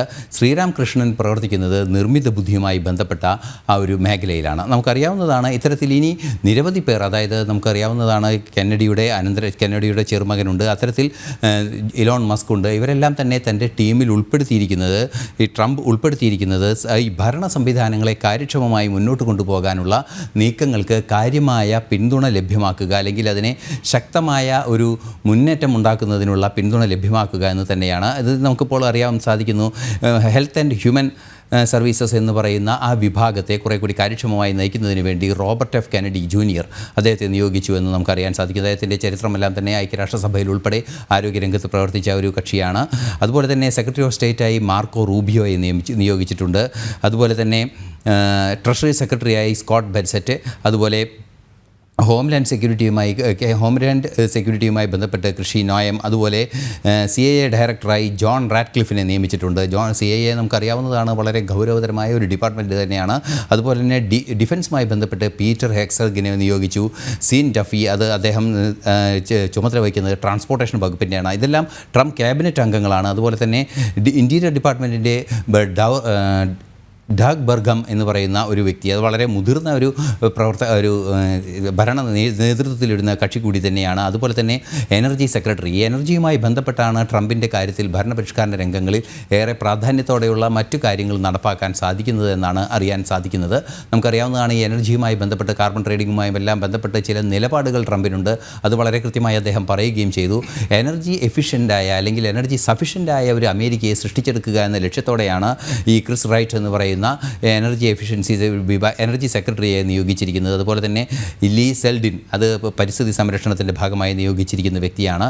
അതുപോലെ ഹവാർഡ് ലുട്നിക്, അതുപോലെ നിരവധി പേരെ ഇത്തരത്തിൽ ക്യാബിനറ്റിലേക്കും അതുപോലെ തന്നെ വൈറ്റ് ഹൗസ് സ്റ്റാഫായും നിയോഗിച്ചിരിക്കുന്നു എന്നതാണ് ഏറെ ഗൗരവത്തോടെ കാണേണ്ട ഒരു വിഷയം. നമുക്കറിയാവുന്നതാണ്, ഈ ടീം എഫിഷ്യൻസി വർദ്ധിപ്പിക്കുന്നതിലൂടെ പല ലക്ഷ്യങ്ങളും നടപ്പാക്കാനുള്ള, അതല്ലെങ്കിൽ അമേരിക്കയെ നേരത്തെ നമ്മൾ സൂചിപ്പിച്ചതുപോലെ, സാറും സൂചിപ്പിച്ചതുപോലെ അമേരിക്കയെ വീണ്ടും മഹത്തരമാക്കാനും വീണ്ടും അമേരിക്കയെ സമൃദ്ധമാക്കാനും അല്ലെങ്കിൽ ഏറെ പ്രതാപിയാക്കാനും, ഉഗ്രപ്രതാപിയായ പഴയ അമേരിക്കയിലേക്ക് തിരിച്ചു പോകാനുള്ളൊരു സാഹചര്യം ഒരുക്കുന്നതിനുള്ളൊരു ടീം വർക്കാണ് അദ്ദേഹം ഇപ്പോൾ ഉണ്ടാക്കിയിരിക്കുന്നത്. അല്പസമയത്തിനകം അദ്ദേഹത്തിൻ്റെ, അതായത് മണിക്കൂറുകൾക്കകം അദ്ദേഹത്തിൻ്റെ സത്യപ്രതിജ്ഞാ ചടങ്ങ് നടക്കാനിരിക്കുകയാണ്. സത്യപ്രതിജ്ഞാ ചടങ്ങ് നടന്ന് അല്പസമയത്തിനകം ഈ പദവികളിലെല്ലാം ഉള്ളവരുടെ നിയമനം സംബന്ധിച്ച ഉത്തരവുകൾ അദ്ദേഹം ഒപ്പിടുകയും ചെയ്യും. ഉത്തരവുകളും അതിൻ്റെ പ്രഖ്യാപനങ്ങൾ, നോട്ടിഫിക്കേഷൻസ് ഒപ്പിടുകയും ചെയ്യുന്നതോടെ ഈ ടീം നിലവിൽ വരികയും ചെയ്യും. സത്യപ്രതിജ്ഞയ്ക്ക് ശേഷം ഏതാണ്ട് 1 മണിക്കൂറിനുള്ളിൽ ഇതെല്ലാം തന്നെ നടക്കുകയും നാളെ തന്നെ ഈ മൂവ്മെൻറ്റ് ഉണ്ടാവുകയും ചെയ്യുമെന്നാണ് അറിയാൻ സാധിക്കുന്നത്. മറ്റൊരു ഏറ്റവും പ്രധാനപ്പെട്ട വിഷയം എന്ന് പറയുന്നത്, ടോം ഹോമാൻ എന്ന് പറയുന്ന ഒരു ബോർഡർ സാർ എന്നൊക്കെ പറയുന്ന ഒരു പൊസിഷനിൽ നിയോഗിക്കപ്പെട്ടിരിക്കുന്ന ഒരു വ്യക്തിയുണ്ട്. അദ്ദേഹമാണ് ഈ കുടിയേറ്റങ്ങളുമായി ബന്ധപ്പെട്ട് അല്ലെങ്കിൽ ഡീപ്പോർട്ടേഷനുമായി ബന്ധപ്പെട്ട നേതൃത്വം വഹിക്കുക. ഇക്കഴിഞ്ഞ ദിവസം 2 ദിവസം മുമ്പ് ഇത് സംബന്ധിച്ച വാർത്തകളെല്ലാം തന്നെ പുറത്തു വരികയും ചെയ്തിരുന്നു. അതായത് ഈ ഡീപ്പോർട്ടേഷൻ നടപടികൾ 21-ന് തന്നെ ആരംഭിക്കും. 21-ന് തന്നെ ആരംഭിക്കുമെന്നാൽ സാങ്കേതികമായി ഇത് സംബന്ധിച്ച നിയമനിർമ്മാണങ്ങളെല്ലാം ഈ ദിവസം തന്നെ എക്സിക്യൂട്ടീവ് ഓർഡറായി വരികയും ആ എക്സിക്യൂട്ടീവ് ഓർഡറിൻ്റെ അടിസ്ഥാനത്തിൽ നിയമ നടപടികൾ 21-ന് തന്നെ ആരംഭിക്കുമെന്ന കൃത്യമായ മുന്നറിയിപ്പ് നൽകിയിട്ടുണ്ട്. നേരത്തെ ബൈഡൻ ആയിരുന്നെങ്കിൽ ഇത്തരത്തിൽ അനധികൃത കുടിയേറ്റക്കാർ കുറ്റകൃത്യങ്ങളിൽ ഏർപ്പെടുകയാണെങ്കിൽ അവരെ അതിൽ നിന്ന് പിന്തിരിപ്പിക്കുന്നതിൻ്റെ ഭാഗമായി അവരെ ഡീപ്പോർട്ട് ചെയ്യുന്നൊരു നീക്കമായിരുന്നു ഉണ്ടായിരുന്നത്. എന്നാൽ ഇനി അതല്ല, അനധികൃതമായി താമസിക്കുന്ന എല്ലാവരെയും ഡീപ്പോർട്ട് ചെയ്യും. മറ്റൊരു പ്രധാന വിഷയം കൂടി അദ്ദേഹം തെരഞ്ഞെടുപ്പ് വേളയിൽ പറഞ്ഞിരുന്നു. ഓഫീസിലെത്തുന്ന അതേ ദിവസം തന്നെ നമുക്കറിയാം, അനധികൃതമായി കുടിയേറി വന്നവരുടെ കുട്ടികൾ, അവിടെ അമേരിക്കയിൽ ജനിക്കുന്ന കുട്ടികൾക്ക് സ്വാഭാവികമായും ബോൺ ഇൻ ലാൻഡ് എന്ന് പറയുന്ന ആ കുട്ടികൾക്ക് പൗരത്വം നൽകുന്നൊരു പതിവുണ്ട്. അത് സംവിധാനമുണ്ട്. ആ സംവിധാനം നിർത്തലാക്കുന്ന നിയമം കൂടി പാസ്സാക്കുമെന്ന് പറയുമ്പോൾ കൃത്യമായൊരു നീക്കം നടത്താനുള്ളൊരു സംവിധാനം തന്നെയാണ് ഒരുക്കുന്നതെന്നാണ്. അതിൻ്റെ ഭാഗമായി ടോം ഹോമാൻ ഈ കാര്യത്തിൽ നടപടികൾ ഉണ്ടാകുമെന്ന് അറിയിക്കുകയും ചെയ്തിട്ടുണ്ട്. Immigration and customs enforcement agency വളരെ കൃത്യമായി അന്വേഷണവും നിരീക്ഷണവും ആരംഭിക്കും. 21-ന് തന്നെ ആരംഭിക്കുമെന്ന് നേരത്തെ തന്നെ 3 ദിവസം മുമ്പ് തന്നെ അറിയിക്കുകയും ചെയ്തിരുന്നു. നമുക്കറിയാം, വളരെ കൃത്യമായി മനസ്സിലാക്കാൻ സാധിക്കും, ഡീപ്പോർട്ടേഷൻ തന്നെയായിരിക്കും ആദ്യഘട്ടത്തിൽ വളരെ ശക്തമായി നടപ്പാക്കുക. റൈറ്റ്, ഐസനിലേക്ക് തിരിച്ചു വരാം. ശ്രീ KVS ഹരിദാസ് BJP-യിൽ നിന്ന് ചേരുന്നു, കൊച്ചിയിൽ നിന്ന്.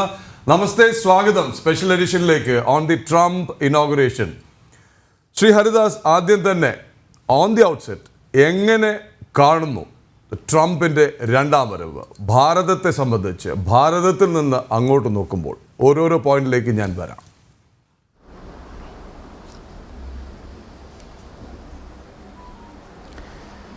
അല്ല പ്രദീപുള്ള, ഇതൊരു ചരിത്ര മുഹൂർത്തമാണ്. അമേരിക്കയ്ക്ക് മാത്രമല്ല, ഇന്ത്യക്കും ഇതൊരു വലിയ ആത്മവിശ്വാസമാണ് പ്രദാനം ചെയ്യാൻ പോകുന്നത്. വൈറ്റ് ഹൗസിൽ ഇന്ത്യയോട്, നരേന്ദ്രമോദിയോട് ഇത്ര അടുപ്പം കാണിക്കുന്ന ഒരു രാഷ്ട്രപതി ഇതിനു മുമ്പുണ്ടായിട്ടുണ്ടാവില്ല. ഇനി ഉണ്ടാകുമോ എന്ന കാര്യത്തിൽ നമുക്ക് കാത്തിരിക്കേണ്ട കാര്യവുമുണ്ട്. പക്ഷേ ട്രംപിൻ്റെ വാക്കുകൾ തന്നെ നമുക്കതിന് പലവട്ടം സാക്ഷ്യപത്രങ്ങളായിട്ട് അവതരിപ്പിക്കാവുന്നതാണ്. നരേന്ദ്രമോദിയെ ഉറ്റ സുഹൃത്തായിട്ടാണ് കാണുന്നത്.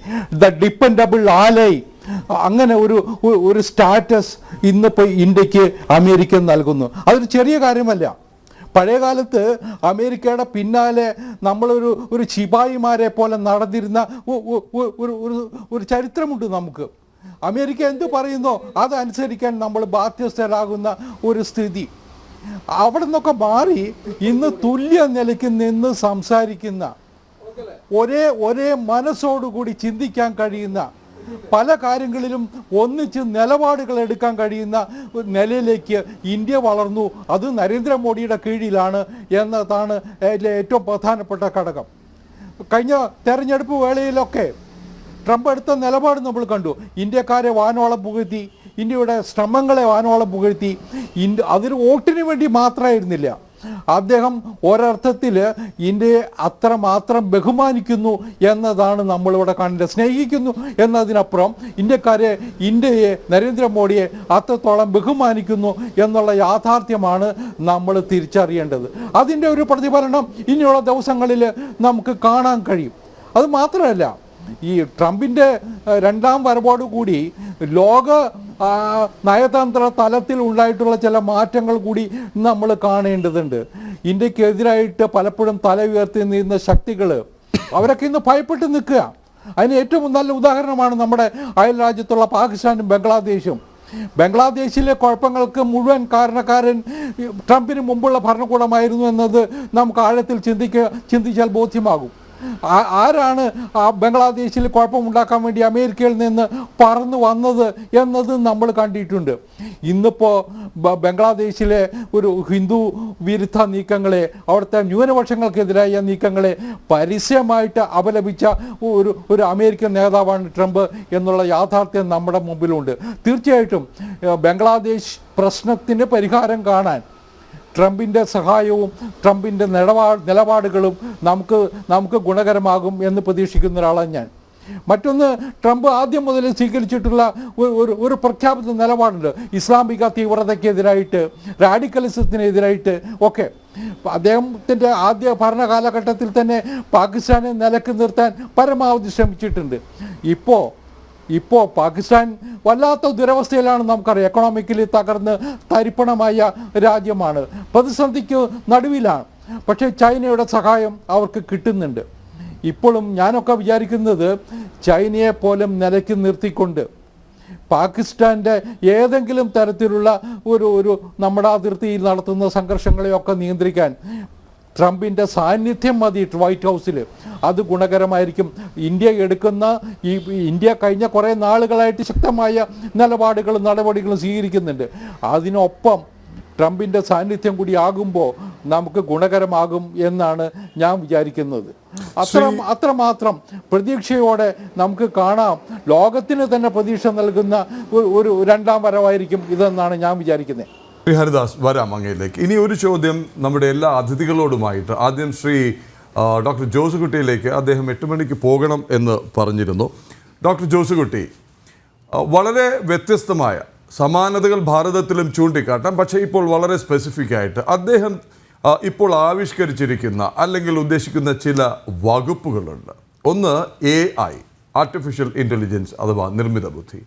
2, ഗവൺമെൻറ് എഫിഷ്യൻസി, അതിനായിട്ടൊരു വകുപ്പ്. അപ്പോൾ അദ്ദേഹം ഉറ്റുനോക്കുന്നത് അദ്ദേഹത്തിൻ്റെ വിഷൻ എന്താണെന്നുള്ളത്. അതായത് ബ്യൂറോക്രസി എന്ന് പറയുന്നത് ഇങ്ങ് കേരളത്തിലോ അല്ലെങ്കിൽ പണ്ട് തൊട്ടേ ചില ഭാരതത്തിലെ സർക്കാരുകളിലോ മാത്രമല്ല, US-നും ബ്യൂറോക്രസി എന്ന് പറയുന്ന ഒരു ചുവപ്പ് നാട അവിടെയും വികസനത്തെ, പദ്ധതികളെ എല്ലാം നടപ്പാക്കുന്നതിൽ തടസ്സം സൃഷ്ടിച്ചിരുന്നു എന്ന് വ്യക്തമാണ്. അപ്പോൾ ഗവൺമെൻറ് എഫിഷ്യൻസി എന്നൊരു വകുപ്പ് സൃഷ്ടിച്ച് മിടുക്കരായ ഈലോൺ മസ്കിനെ, പറയുന്ന കാര്യങ്ങൾ നടപ്പിലാക്കി കാണിക്കുന്ന ഈലോൺ മസ്കിനെയും വിവേക് രാമസ്വാമിയെയും അതിൻ്റെ ചുമതല ഏൽപ്പിക്കുമ്പോൾ നൽകുന്ന സന്ദേശമെന്നാണ് ലുക്കിംഗ് ഫോർവേഡ്. കാര്യം ചെറുപ്പക്കാരെ, യുവതലമുറയ്ക്ക് ഒരു ആത്മവിശ്വാസം നൽകാൻ, എന്തെങ്കിലും ചെയ്യാൻ കഴിയും, പ്രതിസന്ധിയിലേക്കല്ല വളർച്ചയിലേക്കാണ്, കുതിപ്പിലേക്കാണ് പോകുന്നത് എന്നുള്ള സൂചന നൽകാൻ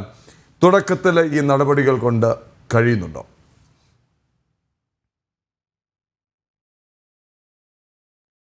തീർച്ചയായിട്ടും ഇത് വളരെ പ്രധാനപ്പെട്ട ഒരു നിരീക്ഷണമാണ്. കാരണം ഇന്ന് നമ്മുടെ ലോകത്ത് എല്ലാവരും ഏറ്റവും കൂടുതൽ സ്വീകാര്യമായിട്ട് കാണുന്നത് ജനാധിപത്യ സർക്കാരുകളെയാണ്. ഈ ജനാധിപത്യ സർക്കാരുകളുടെ ഒരു പ്രത്യേകത എന്ന് പറയുന്നത് കാര്യങ്ങളെല്ലാം തന്നെ അതിലൊരു നടപടി പ്രകാരം മാത്രമേ നടക്കുകയുള്ളൂ. ഈ ജനാധിപത്യ സർക്കാരിലെ നടപടിക്രമം എന്ന് പറയുമ്പോൾ അത് ബ്യൂറോക്രസിയാണ്. ബ്യൂറോക്രസി ഒരു പ്രത്യേക രീതിയിലാണ് പ്രവർത്തിക്കുന്നത്. അതിൻ്റെ കൃത്യമായിട്ടുള്ള നടപടിക്രമങ്ങൾ പാലിക്കുമ്പോൾ പലപ്പോഴും സമയത്ത് കാര്യങ്ങൾ നടക്കാറില്ല, കൃത്യമായി നടക്കാറില്ല. അവിടെ എഫിഷ്യൻസി എപ്പോഴും ജനാധിപത്യത്തിൽ ഒരു കാഷ്വാലിറ്റിയാണ്. അമേരിക്കയെ സംബന്ധിച്ചിടത്തോളം അമേരിക്കൻ ജനാധിപത്യത്തിൻ്റെ മൂല്യങ്ങളെ നമ്മൾ വാഴ്ത്തുമ്പോൾ അവിടെ ബ്യൂറോക്രസിക്ക് കിട്ടിയിരിക്കുന്ന പ്രാധാന്യത്തിൻ്റെ ഭാഗമായി പലപ്പോഴും കാര്യങ്ങൾ കൃത്യസമയത്ത് നടക്കാറില്ല. നമ്മൾ കേട്ടിട്ടില്ലേ, അമേരിക്കയിലെ കോൺഗ്രസ് എടുത്ത നിലപാടുകൾ കാരണം അവിടെ ബഡ്ജറ്റ് പാസ്സാക്കുവാനോ അല്ലെങ്കിൽ ആവശ്യമായ പണം വിവിധ വകുപ്പുകൾക്ക് എത്തിച്ചു കൊടുക്കാൻ പറ്റാതെ ആ ഗവൺമെൻറ് ഓവർ ഡ്രാഫ്റ്റായി അവർക്ക് പ്രവർത്തിക്കാൻ പറ്റാത്ത സാഹചര്യങ്ങൾ സൃഷ്ടിച്ചിട്ടുള്ള നിരവധി സംഭവങ്ങൾ നമുക്ക് കാണാൻ കഴിയും. ചരിത്രപരമായിട്ട് തന്നെ നമ്മൾ പരിശോധിച്ചു കഴിഞ്ഞാൽ രാജ്യങ്ങൾ പുരോഗമിച്ചത്, സാമ്പത്തികമായി പുരോഗമിച്ചത് ജനാധിപത്യത്തിൻ്റെ കീഴിലല്ലായിരുന്നു, ബ്യൂറോക്രസിയുടെ കീഴിലായിരുന്നില്ല. മറിച്ച് അത്തരം ജനാധിപത്യത്തിൽ എഫിഷ്യൻസി കൊണ്ടുവന്നിരുന്ന ഒരേകാധിപത്യത്തെ പലപ്പോഴും ചിലരെങ്കിലും വാഴ്ത്താറുണ്ട്. ഇപ്പം ചൈനയുടെ ഒരു പുരോഗതി എന്ന് പറയുന്നത് അവിടെ ജനാധിപത്യം ഇല്ലാത്തൊരു പുരോഗതിയാണ്. ചൈനയെക്കുറിച്ച് നമ്മൾ പറയുന്നത് അതൊരു ഇക്കണോമിക് സിസ്റ്റമാണ്. അത് പൊളിറ്റിക്കലി ഇല്ലിബറലും ഇക്കണോമിക്കലി ലിബറലുമാണ്. ഇപ്പോൾ അമേരിക്കയെ സംബന്ധിച്ചും ഇന്ത്യയെ സംബന്ധിച്ചുമൊക്കെയുള്ളൊരു പ്രധാനപ്പെട്ട പ്രശ്നം, നമ്മൾ ഈ നടപടിക്രമങ്ങളിലൂടെയൊക്കെ പോകുമ്പോൾ അവിടെ കാര്യക്ഷമത നഷ്ടപ്പെടുത്തുന്നൊരു സാഹചര്യമുണ്ട് എന്നുള്ളത് വസ്തുതയാണ്. അപ്പോൾ അങ്ങനെയുള്ളൊരു സാഹചര്യത്തിൽ നിന്ന് കുറച്ചും കൂടെ കാര്യക്ഷമമായി കൃത്യമായ പ്ലാനോടുകൂടി കാര്യങ്ങൾ നടപ്പിലാക്കെടുക്കുന്ന ഒരു രീതി കൊണ്ടുവരുവാനായിട്ട് ട്രംപ് ശ്രമിക്കുന്നുണ്ട്. അവിടെയാണ് വിവേക രാമസ്വാമിയും എലോൺ മസ്കും അല്ലെങ്കിൽ എഫിഷ്യൻസി ഡിപ്പാർട്ട്മെൻറ്റും ഒക്കെ പ്രസക്തമാകുന്നത്.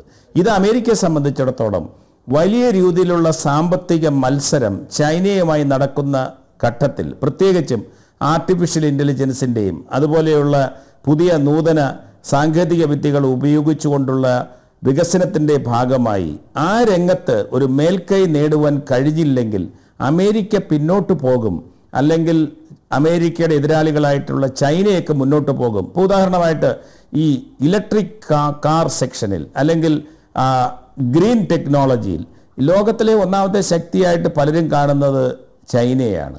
ആ രംഗത്ത് ചൈനയെ നിലയ്ക്ക് നിർത്തുവാനാണ് ഇന്ന് പലപ്പോഴും അമേരിക്ക കൊണ്ടുവരുന്ന ഈ നയങ്ങളുടെ ഒരു പ്രത്യേക ലക്ഷ്യം. അതിൽ ഇന്ത്യക്കാരുടെ ഒരു സഹായം വലിയ രീതിയിൽ അമേരിക്കയ്ക്ക് ആവശ്യമായിട്ടുണ്ട്. ഇന്ന് ലോകത്ത് നിർമ്മിക്കപ്പെടുന്ന ഐഫോണുകളുടെ 15% ഇന്ത്യയിലാണ് നിർമ്മിക്കപ്പെടുന്നത്. അതൊരു വലിയ മാറ്റമാണ്. അപ്പം അങ്ങനെ ഇന്ത്യയും അമേരിക്കയുമായി ചേർന്നുകൊണ്ട് സാമ്പത്തിക രംഗത്ത് പല കാര്യങ്ങളിലും കൂടുതൽ കാര്യക്ഷമമായി പ്രവർത്തിച്ചാൽ മാത്രമേ ഇവർക്ക് ലോകത്ത് ഒന്നാം സ്ഥാനത്ത് എത്തുവാൻ കഴിയുകയുള്ളൂ. അല്ലെങ്കിൽ ലോകത്ത് അമേരിക്ക തന്നെയാണ് ഇപ്പോഴും ലോകത്തിലെ 1-ാം നമ്പർ രാജ്യം, സാമ്പത്തികമായിട്ടാണെങ്കിലും സൈനികമാണെങ്കിലും. അതിന് വലിയ ഭീഷണി നേരിടുന്നത് ഇനി ലോകത്തുണ്ടാകുന്ന നൂതന ടെക്നോളജി ഉപയോഗിച്ചുള്ള ആർട്ടിഫിഷ്യൽ ഇൻ്റലിജൻസ് ഉപയോഗിച്ചുകൊണ്ടുള്ള വികസന സാധ്യതകൾ പരമാവധി ഉപയോഗിക്കുമ്പോഴാണ്. ചിപ്സ് ഇൻഡസ്ട്രിയുടെ വലിയൊരു സാധ്യത ഇന്ത്യയും അമേരിക്കയും തമ്മിൽ സഹകരിച്ചുകൊണ്ട് കൽക്കട്ടയിലൊക്കെ പുതിയ പ്ലാന്റും പദ്ധതികളും ഒക്കെ വരാൻ പോവുകയാണ്. അപ്പോൾ ആ രംഗത്ത് കാര്യക്ഷമമായിട്ടുള്ള വളരെ സ്പീഡിലുള്ള പെട്ടെന്ന് കാര്യങ്ങൾ നടപ്പിലാക്കുന്ന, അത് നടപ്പിലാക്കുന്നതിലൂടെ നേട്ടങ്ങൾ കൊടുക്കുന്ന ഒരു പരിധിവരെ നമ്മൾ പറയുകയാണെങ്കിൽ ഒരു പ്രൈവറ്റ് സെക്ടറിൻ്റെ വളരെ കാര്യക്ഷമമായിട്ടുള്ള എഫിഷ്യൻസി അമേരിക്കയുടെ ജനാധിപത്യ സംവിധാനത്തോടോട്ട് വിളക്കി ചേർക്കുവാനാണ് ട്രംപിൻ്റെ നയത്തിലൂടെ ഉദ്ദേശിക്കുന്നതെന്ന് ഉള്ളൊരു വിലയിരുത്തലാണ് എനിക്കുള്ളത്. അത് ജനാധിപത്യത്തെ ഇല്ലാതാക്കാനല്ല, മറിച്ച് ജനാധിപത്യം നിലനിർത്തിക്കൊണ്ട് തന്നെ അവിടെ കാര്യക്ഷമമായിട്ട് കാര്യങ്ങൾ മുന്നോട്ട് കൊണ്ടുപോകാൻ വേണ്ടിയിട്ടുള്ള ഒരു വലിയ ശ്രമത്തിൻ്റെ ഭാഗമായിട്ടുള്ള ഒരു ഭരണ പരിഷ്കാരം തന്നെയാണ് ട്രംപ് വളരെ കാര്യമായി മുന്നോട്ട് വയ്ക്കാൻ പോകുന്നതും നടപ്പിലാക്കാൻ പോകുന്നതും. അതിലൂടെയായിരിക്കും അമേരിക്കയെ ഗ്രേറ്റ് ആക്കുക അല്ലെങ്കിൽ അമേരിക്കയെ സമ്പന്നമാക്കുക എന്ന ട്രംപിൻ്റെ മുദ്രാവാക്യം സാക്ഷാത്കരിക്കപ്പെടുവാൻ പോകുന്നത്. ശരി, ശ്രീ ഡോക്ടർ ജോസഫുട്ടി, നമുക്ക് അദ്ദേഹത്തിൻ്റെ വിക്ടറി സ്പീച്ച് ക്ലാരിറ്റി ഇതാണ് എല്ലാ അതിഥികളോടുമായി. ചെയ്യാനുള്ള കാര്യങ്ങൾ പറയുന്ന കാര്യങ്ങൾ ചെയ്യും എന്നുള്ള സൂചന. ഐസൻഹോവറിൻ്റെ കാലത്തേക്കാൾ വലിയ നാടുകടത്തൽ നടപ്പാക്കും എന്ന് പറയുന്നത് ഹിറ്റ്ലറെ പോലൊരു ഏകാധിപതി അല്ല. അനധികൃത കുടിയേറ്റത്തിലൂടെ അമേരിക്കയ്ക്കുണ്ടായ നഷ്ടം, അമേരിക്കൻ സമ്പദ്ഘടനയ്ക്കുണ്ടായ നഷ്ടം, അമേരിക്കൻ തൊഴിൽ തേടുന്നവർക്കുണ്ടാകുന്ന തിരിച്ചടി, ഇതൊക്കെ തടയുക എന്നുള്ള വ്യക്തമായ make America great again, make America rich again എന്ന് പറയുന്ന തികഞ്ഞ ദേശീയവാദി തന്നെയാണ്. അദ്ദേഹത്തിൻ്റെ പ്രാഥമികമായ ഉത്തരവാദിത്തം അമേരിക്കയോടും അമേരിക്കൻ പൗരന്മാരോടും എവിടെ ജനിച്ചവരായാലും നമ്മൾ ഓർക്കേണ്ടത് അവിടെ ഒരു വൈവിധ്യമുണ്ട്. വംശം ഏതുമാവട്ടെ, അവിടെ ഭാരതീയരുണ്ടാവാം, പാകിസ്ഥാനികളുണ്ടാവാം, ആഫ്രിക്കൻസ് ഉണ്ടാവാം. അമേരിക്കൻ പൗരന്മാരുടെ സുരക്ഷിതത്വം അവർക്ക് മുൻഗണന എന്നുള്ളതാണ്. അതിലേക്ക് നീങ്ങുമ്പോൾ വ്യക്തമായി അദ്ദേഹം വീണ്ടും പറയുന്നു കുടിയേറ്റ നയത്തെക്കുറിച്ച്. അദ്ദേഹത്തിൻ്റെ വാക്കുകൾ ഒരിക്കൽ കൂടി കേൾക്കാം. People in our country that are probably worse that we allowed in, but we will quickly reestablish control of our sovereign territory and borders. We will expel every single illegal alien, gang member, and migrant criminal operating on American soil and remove the savage gang Tren de Aragua from the United States. Here's a Shri KVS Haridas, വളരെ വ്യക്തമാണ് വാക്കുകൾ, വളരെ ശക്തവും.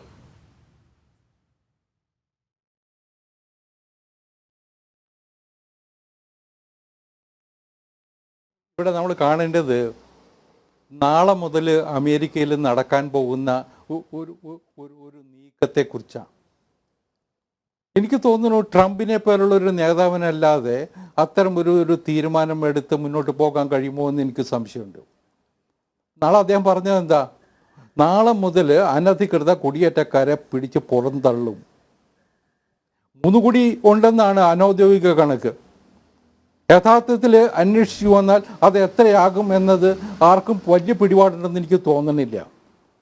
3 കോടി പേരെ അമേരിക്കയിൽ നിന്ന് പിടിച്ച് പുറത്താക്കുക എന്ന് പറഞ്ഞാൽ അത് നൽകുന്നൊരു മെസ്സേജ് എന്തായിരിക്കും? അതിൻ്റെ ഒരു ഭയാനകത ഒന്ന് ആലോചിച്ച് നോക്കൂ. അമേരിക്കയെ ക്ലീൻ ചെയ്യാനുള്ള ശുദ്ധീകരിക്കാനുള്ള ഒരു പുറപ്പാട് അത് അദ്ദേഹത്തിൻ്റെ ഡിസിഷനിലുണ്ട്. 1. 2, അദ്ദേഹം ഊന്നി പറഞ്ഞത് എന്താ? ലോ ആൻഡ് ഓർഡർ കുറച്ചുകൂടി മികച്ചതാക്കണം. ഇന്ന് മോശമാണ്. നമ്മളിവിടെ കാണേണ്ടത് കഴിഞ്ഞ 4 വർഷം ബൈഡൻ്റെ ഭരണകാലഘട്ടത്തിൽ അമേരിക്ക പലതിൻ്റെയും കൂത്തരങ്ങായിട്ട് മാറി.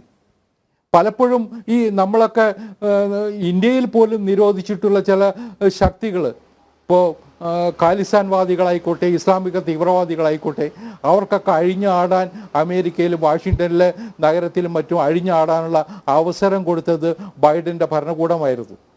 അമേരിക്കൻ ജനത തന്നെ പൊറുതിമുട്ടിയിരുന്നു. ആ 4 വർഷം ഇത്ര ദുർബലമായ ഒരു ഭരണകൂടം, ഇത്ര മാത്രം കാര്യക്ഷമമല്ലാത്തൊരു ഭരണകൂടം, അതിൻ്റെ കൂടി വിജയമാണ്, വലിയ വിജയമാണ് ട്രംപിന് കിട്ടിയത്. ആ ജനപിന്തുണ എങ്ങനെ പ്രയോജനപ്പെടുത്തണം, എന്താണ് അതിൽ നിന്നുള്ള മെസ്സേജ് എന്ന് ട്രംപിന് നന്നായിട്ട് അറിയാം. അതുകൊണ്ട് തന്നെയാണ് അദ്ദേഹം ഇത്തരം നീക്കങ്ങളിലേക്ക് ആദ്യം മുതലേ കടക്കുന്നത്. പിന്നെ ഈ ഭരണതലത്തിലുള്ള ശുദ്ധീകരണത്തെക്കുറിച്ച് ഇപ്പോൾ നേരത്തെ താങ്കൾ ചോദിച്ചു അതിനെക്കുറിച്ച്. ഇത് നരേന്ദ്രമോദി 2014 വന്നപ്പോൾ ഇന്ത്യയിൽ ആരംഭിച്ചതാണ് ഒരർത്ഥത്തിൽ.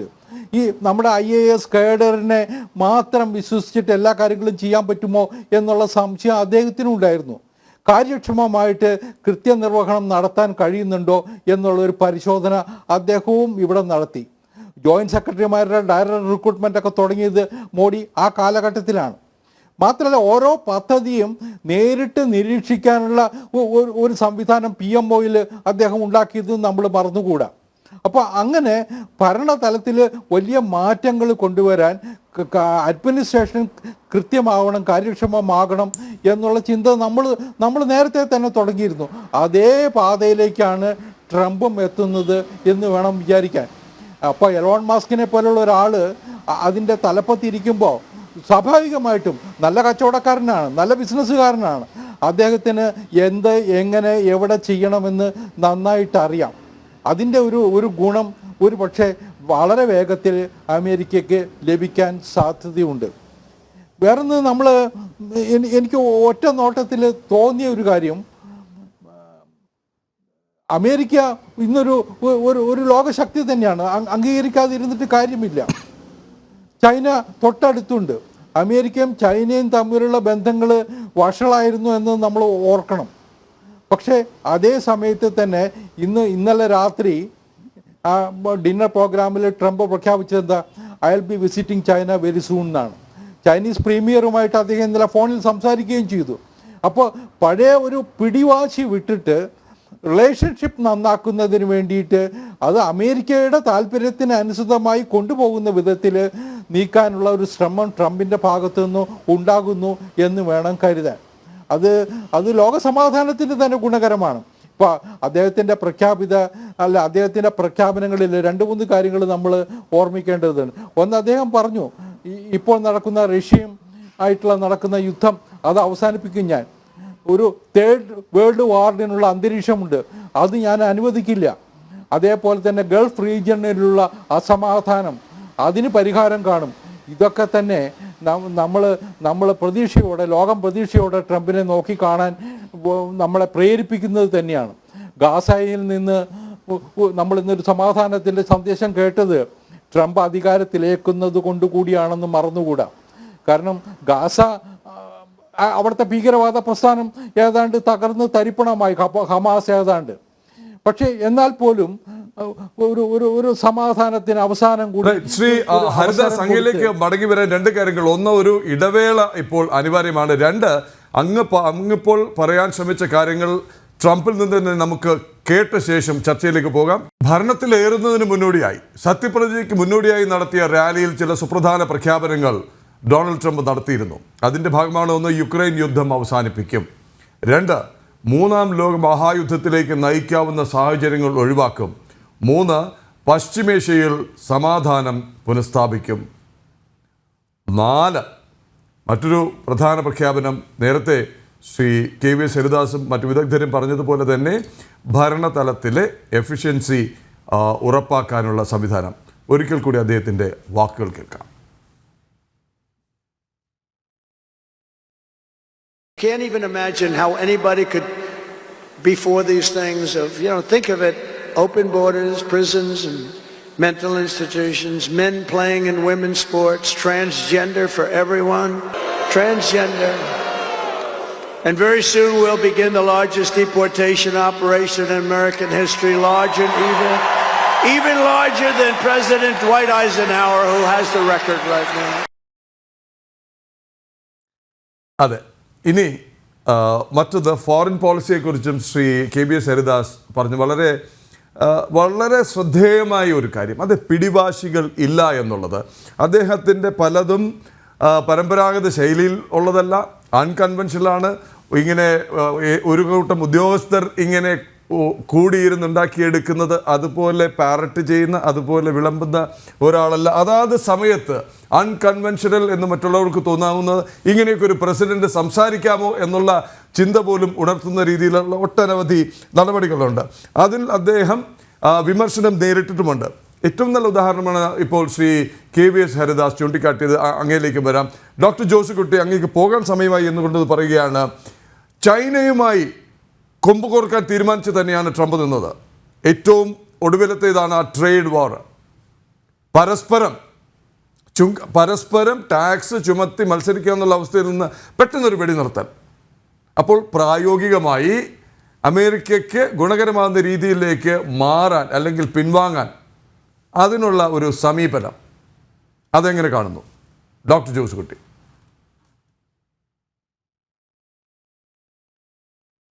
തീർച്ചയായിട്ടും അമേരിക്കയും ചൈനയും തമ്മിലാണ് ലോകത്തിൽ ഏറ്റവും അധികം വ്യാപാരം നടക്കുന്നത്. രണ്ട് രാജ്യങ്ങളെ മാത്രം നമ്മളെടുത്താൽ അമേരിക്ക ചൈനയുടെയും ചൈന അമേരിക്കയുടെയും ഏറ്റവും വലിയ വ്യാപാര പങ്കാളിയാണ്. ഇവർ തമ്മിലുള്ള മത്സരം ഒരു പരിധി വിട്ട് പോകുവാൻ യാതൊരു നിർവാഹവുമില്ല. ചൈനയ്ക്ക് എപ്രകാരം അമേരിക്കയുടെ സാങ്കേതിക വിദ്യയും അമേരിക്കയുടെ മാർക്കറ്റും ആവശ്യമാണോ അപ്രകാരം തന്നെയാണ് ചൈനയുടെ വളരെ റെയറായിട്ടുള്ള ചില ധാതു വിഭവങ്ങളും അതുപോലെ വളരെ വിലക്കുറഞ്ഞ ചില സാധന സാമഗ്രികളും ഭക്ഷ്യവസ്തുക്കൾ ഉൾപ്പെടെയുള്ളവ അമേരിക്കയ്ക്ക് ആവശ്യമാണ്. അമേരിക്കയിലെ വലിയൊരു ജനവിഭാഗം ആശ്രയിക്കുന്നത് ചൈനയുടെ ചീപ്പ് പ്രൊഡക്ട്സിലാണ്. അതൊരു യാഥാർത്ഥ്യമാണ്. ഈ രണ്ട് രാജ്യങ്ങളും ഇക്കണോമിക്കലി വളരെ ഇൻ്റർഡിപ്പെൻഡൻ്റ് ആണ്. ഞാൻ ഇന്ന് വായിച്ച ഒരു ലേഖനത്തിൽ പറഞ്ഞിരിക്കുന്നത് ട്രംപിൻ്റെ പോളിസി എന്ന് പറയുന്നത് ഒരു വശത്ത് അവർക്ക് പല രീതിയിലുള്ള അഭിപ്രായ വ്യത്യാസങ്ങൾ ഉണ്ടാകാം, അതായത് ഒരു കോൺഫ്ലിക്റ്റ് ഡിസ്പ്യൂട്ട് ഉണ്ടാകാം. മറു സൈഡിൽ അവർ സഹകരിക്കാൻ സാധ്യതയുള്ള മേഖലകളിൽ സഹകരിക്കും. ഇതായിരിക്കും ട്രംപിൻ്റെ വിദേശ രാജ്യങ്ങളോടുള്ളൊരു സമീപനം. അത് ചൈനയോടാണെങ്കിലും ഇന്ത്യയോടാണെങ്കിലും പശ്ചിമേഷ്യയിലാണെങ്കിലും ഇനി യുക്രൈനിലാണെങ്കിലും യൂറോപ്പിലാണെങ്കിലും ചില കാര്യങ്ങളിൽ അദ്ദേഹം വെട്ടിത്തുറന്ന് പറയും എനിക്ക് സഹകരിക്കാൻ പറ്റില്ലെന്ന്. അതേസമയം സഹകരിക്കാവുന്ന മേഖലകളിൽ സഹകരിക്കാനുള്ള സാധ്യതകൾ തേടി അമേരിക്കയുടെ താല്പര്യം സംരക്ഷിക്കുവാൻ വേണ്ടിയിട്ടുള്ള നയങ്ങൾ അദ്ദേഹം എടുക്കും. അതിൻ്റെ ഭാഗമായിട്ടാണ് അദ്ദേഹത്തിൻ്റെ സത്യപ്രതിജ്ഞ ചടങ്ങിലേക്ക് ചൈനീസ് പ്രസിഡന്റ് ഷീ ജിൻപിങ്ങിനെ ക്ഷണിച്ചത്. അവിടുത്തെ വൈസ് പ്രസിഡന്റാണ് അതിൽ പങ്കെടുക്കുന്നത്. ഇന്ത്യയിൽ നിന്ന് പങ്കെടുക്കുന്നത് വിദേശകാര്യമന്ത്രിയാണ്. ഇന്ത്യയിൽ നിന്ന് നമ്മൾ മനസ്സിലാക്കുന്നത് ശരിയാണെന്നുണ്ടെങ്കിൽ അതിൽ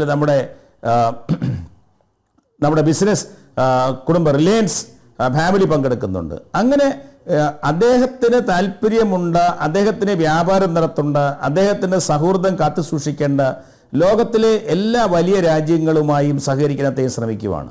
പുട്ടിനുമായി അദ്ദേഹം സംസാരിക്കുമെന്ന് പറഞ്ഞു. പശ്ചിമേഷ്യയുടെ കാര്യം നമ്മളിവിടെ സൂചിപ്പിച്ചു കഴിഞ്ഞ് അവിടെ സമാധാനം കൊണ്ടുവരാൻ കഴിയുമെന്ന് അദ്ദേഹം അന്ന് പറഞ്ഞു കഴിഞ്ഞാൽ ലോകത്തിലെ എല്ലാ പ്രശ്നങ്ങളും അദ്ദേഹം വന്ന ഉടനെ അങ്ങ് പരിഹരിച്ച് കളയും എന്ന് നമ്മൾ ചിന്തിക്കേണ്ട. പക്ഷേ ഏതൊക്കെ മേഖലകളിൽ സഹകരിക്കാവോ അവിടെയെല്ലാം സഹകരിക്കും. പക്ഷേ അതിൻ്റെ പ്രധാന അളവുകോൽ അമേരിക്കയുടെ താല്പര്യമായിരിക്കും എന്നും അദ്ദേഹം ഊന്നി പറയുന്നുണ്ട്. അമേരിക്കയുടെ താല്പര്യം തന്നെയാണ് ലോകത്തൊരു മൂന്നാം ലോകമഹായുദ്ധം ഉണ്ടാകാതിരിക്കുക എന്ന് പറയുന്നത്. അമേരിക്കയുടെ താല്പര്യം തന്നെയാണ് റഷ്യയും യുക്രൈനും തമ്മിലുള്ള യുദ്ധം അവസാനിപ്പിക്കുക എന്ന് പറയുന്നത്. അമേരിക്കയുടെ താല്പര്യം തന്നെയാണ് ഇന്ത്യയുമായി ഏതൊക്കെ മേഖലകളിൽ സഹകരിക്കാമോ അവിടെയെല്ലാം സഹകരിക്കും. പക്ഷേ ഇന്ത്യയുടെ കാര്യം പറയുമ്പോൾ നമുക്ക് വളരെ കുറച്ചുകൂടി കാര്യമായി സഹകരിക്കാനുള്ള ഒരുപാട് മേഖലകൾ ഉണ്ട്. അത് വെറും ഒരു വ്യാപാര ബന്ധം മാത്രമല്ല, അത് വളരെ തന്ത്രപരമായിട്ടുള്ളൊരു ബന്ധമാണ്. കാരണം ഈ വ്യാപാര ബന്ധത്തിന് വേണ്ടിയിട്ട് ട്രംപ് ചൈനയ്ക്ക് എന്ത് വിട്ടുവീഴ്ച ചെയ്യും എന്ന് നമ്മൾ കരുതണ്ട. കാരണം അവർ തമ്മിലുള്ള ഭൗമരാഷ്ട്രീയമായിട്ടുള്ള സംഘർഷങ്ങളും അഭിപ്രായ വ്യത്യാസങ്ങളും ഒക്കെ തന്നെ ഈ ബന്ധത്തെ ബാധിക്കും. അതുകൊണ്ട് ഇത്തരം കാര്യങ്ങളിൽ ഇന്ത്യയുമായിട്ട് വ്യാപാര ബന്ധം വളരെ ശക്തിപ്പെടുവാനാണ് സാധ്യത. ട്രംപ് അതിനുള്ള വാതിലുകൾ തുറന്നിടും. നമ്മൾ ട്രംപിൻ്റെ ഒന്നാമത്തെ പ്രസിഡൻസി കാലഘട്ടം പരിശോധിച്ചാൽ തന്നെ ലോകത്ത് അദ്ദേഹം ഒരു യുദ്ധത്തിലും പോയി ചാടിയിട്ടില്ല. സിറിയയിൽ വലിയ സംഘർഷങ്ങൾ നടക്കുമ്പോൾ തന്നെ അവിടുന്ന് പിൻവാങ്ങുന്ന ഒരു നയമാണ് അദ്ദേഹം സ്വീകരിച്ചത്. അഫ്ഗാനിസ്ഥാൻ്റെ കാര്യത്തിലും അങ്ങനെയാണ്. അപ്പോൾ ലോകത്തെ ആവശ്യമില്ലാത്ത സംഘർഷങ്ങളിൽ ചെന്ന് ചാടുകയോ അവിടെ ആവശ്യമില്ലാത്ത പ്രശ്നങ്ങളുടെ പേരിൽ സഹകരിക്കാതിരിക്കുകയോ ചെയ്യുന്നത് ട്രംപിൻ്റെ ഒരു നയമല്ല. ട്രംപിനെ സംബന്ധിച്ചിടത്തോളം ഒരു രാജ്യത്ത് ആര് അധികാരത്തിലിരിക്കുന്നെന്നോ അല്ലെങ്കിൽ ഒരു രാജ്യത്തെ ഭരണ സംവിധാനത്തിലെ തത്വങ്ങളുടെ അടിസ്ഥാനത്തിൽ മാറ്റി നിർത്തുന്നതോ ഒന്നും ട്രംപിൻ്റെ നയമല്ല. ഇപ്പം ഞാൻ മനസ്സിലാക്കുന്നത് ശരിയാണെന്നുണ്ടെങ്കിൽ ഇന്ത്യയും അമേരിക്കയും തമ്മിൽ ഈ അടുത്ത കാലത്ത് ചെറിയ വിഷയങ്ങൾ ഉണ്ടായിട്ടുണ്ട്. അതായത് അവിടെ സിഖ് തീവ്രവാദിയായിട്ടുള്ള ഒരാൾ കൊല്ലപ്പെട്ടതുമായി ബന്ധപ്പെട്ട് ഇന്ത്യക്കെതിരെ ചില അന്വേഷണങ്ങളൊക്കെ ഉന്നയിച്ചത് ഇനി അത് മരവിപ്പിക്കുവാനാണ് സാധ്യതയെന്നുള്ള വാർത്തകൾ വരുന്നുണ്ട്. ന്യൂക്ലിയർ എനർജിയുമായി ബന്ധപ്പെട്ടുള്ള കാര്യങ്ങളിൽ കൂടുതൽ സഹകരണങ്ങൾ വരുവാനാണ് സാധ്യത. അതുപോലെ തന്നെ ചിപ്പ് ഇൻഡസ്ട്രിയിൽ ലോകത്ത് ആർട്ടിഫിഷ്യൽ ഇൻ്റലിജൻസിൻ്റെയും അതുപോലെ തന്നെ നൂതനമായിട്ടുള്ള സാങ്കേതിക വിദ്യകളൊക്കെ വികസിപ്പിക്കുന്നതിൻ്റെ ഭാഗമായിട്ട് വളരെ അത്യാവശ്യമായിട്ടുള്ള ചിപ്പ് ഇൻഡസ്ട്രിയിൽ നമ്മൾ തമ്മിൽ വലിയ സഹകരണം ഉണ്ടാകാനുള്ള സാധ്യതയാണ്.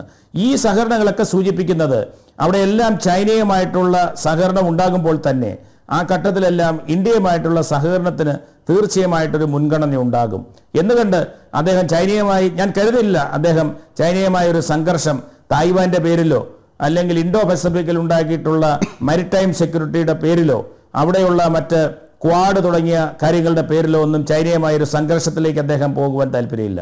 എൻ്റെ അഭിപ്രായത്തിൽ അദ്ദേഹം കഴിയുമെങ്കിൽ ചൈനയുടെ ഏറ്റവും വലിയ പദ്ധതിയായിട്ടുള്ള ബെൽറ്റ് ആൻഡ് റോഡുമായിട്ട് വേണമെങ്കിൽ കൂടി അദ്ദേഹം സഹകരിക്കും, അത് അമേരിക്കയ്ക്ക് ഗുണകരമാണെങ്കിൽ. അങ്ങനെ ഒരു വ്യാപാരിയുടെ കണ്ണുള്ള, ഒരു വ്യാപാരിയുടെ ലാഭ കണ്ണുകളുള്ള ഒരു അമേരിക്കൻ പ്രസിഡന്റ് ആയിരിക്കും ട്രംപ് എന്ന കാര്യത്തിൽ സംശയമില്ല. അതിന് അദ്ദേഹത്തിന് രാജ്യങ്ങളുമായി ബന്ധം നിലനിർത്തുന്നതിനോ അദ്ദേഹത്തിന് ഇഷ്ടമില്ലാത്ത ഭരണകൂടങ്ങളുമായി സഹകരിക്കുന്നതിനോ ഒരു മടിയും ഉണ്ടാകില്ല. ഞാൻ സൂചിപ്പിച്ചതുപോലെ അഭിപ്രായ വ്യത്യാസങ്ങൾ ഒരു വശത്ത് നിലനിൽക്കുമ്പോൾ തന്നെ ഏതെല്ലാം മേഖലകളിൽ സഹകരിക്കാൻ കഴിയുമോ, പ്രത്യേകിച്ചും വ്യാപാര മേഖലകളിൽ അവരവിടെ സഹകരിക്കുമെന്നുള്ള കാര്യത്തിൽ യാതൊരു സംശയമില്ല.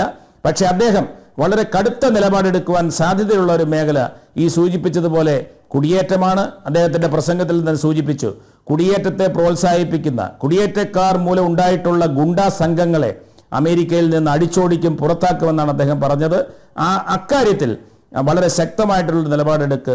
എൻ്റെ അഭിപ്രായത്തിൽ അക്കാര്യത്തിൽ ഇന്ത്യയുമായും നമുക്കും ചില പ്രശ്നങ്ങൾ ഉണ്ടാകുവാൻ സാധ്യതയുണ്ട്. കാരണം അമേരിക്കയിലെ നിയമവിരുദ്ധമായി താമസിക്കുന്ന കുടിയേറ്റക്കാരിൽ ഇന്ത്യക്കാർ മൂന്നാമതാണ് എണ്ണം കൊണ്ട് എന്ന് ഈ കഴിഞ്ഞ ദിവസം പ്യൂ റിസർച്ച് സെന്റർ നടത്തിയ പഠനത്തിൽ കാണിക്കുന്നു. അപ്പോൾ നമ്മുടെ ഇവിടുന്ന് ഒട്ടനവധി ആൾക്കാർ നിയമവിധേയന പോകുന്നുണ്ട്, നിയമവിധേയന അവിടെ ജോലി ചെയ്യുന്നുണ്ട്, ഇന്ത്യക്കാരായിട്ടുള്ള ഒട്ടനവധി ആൾക്കാർ അവിടെ ഉന്നത തലങ്ങളിൽ ജോലി ചെയ്യുന്നുണ്ട്.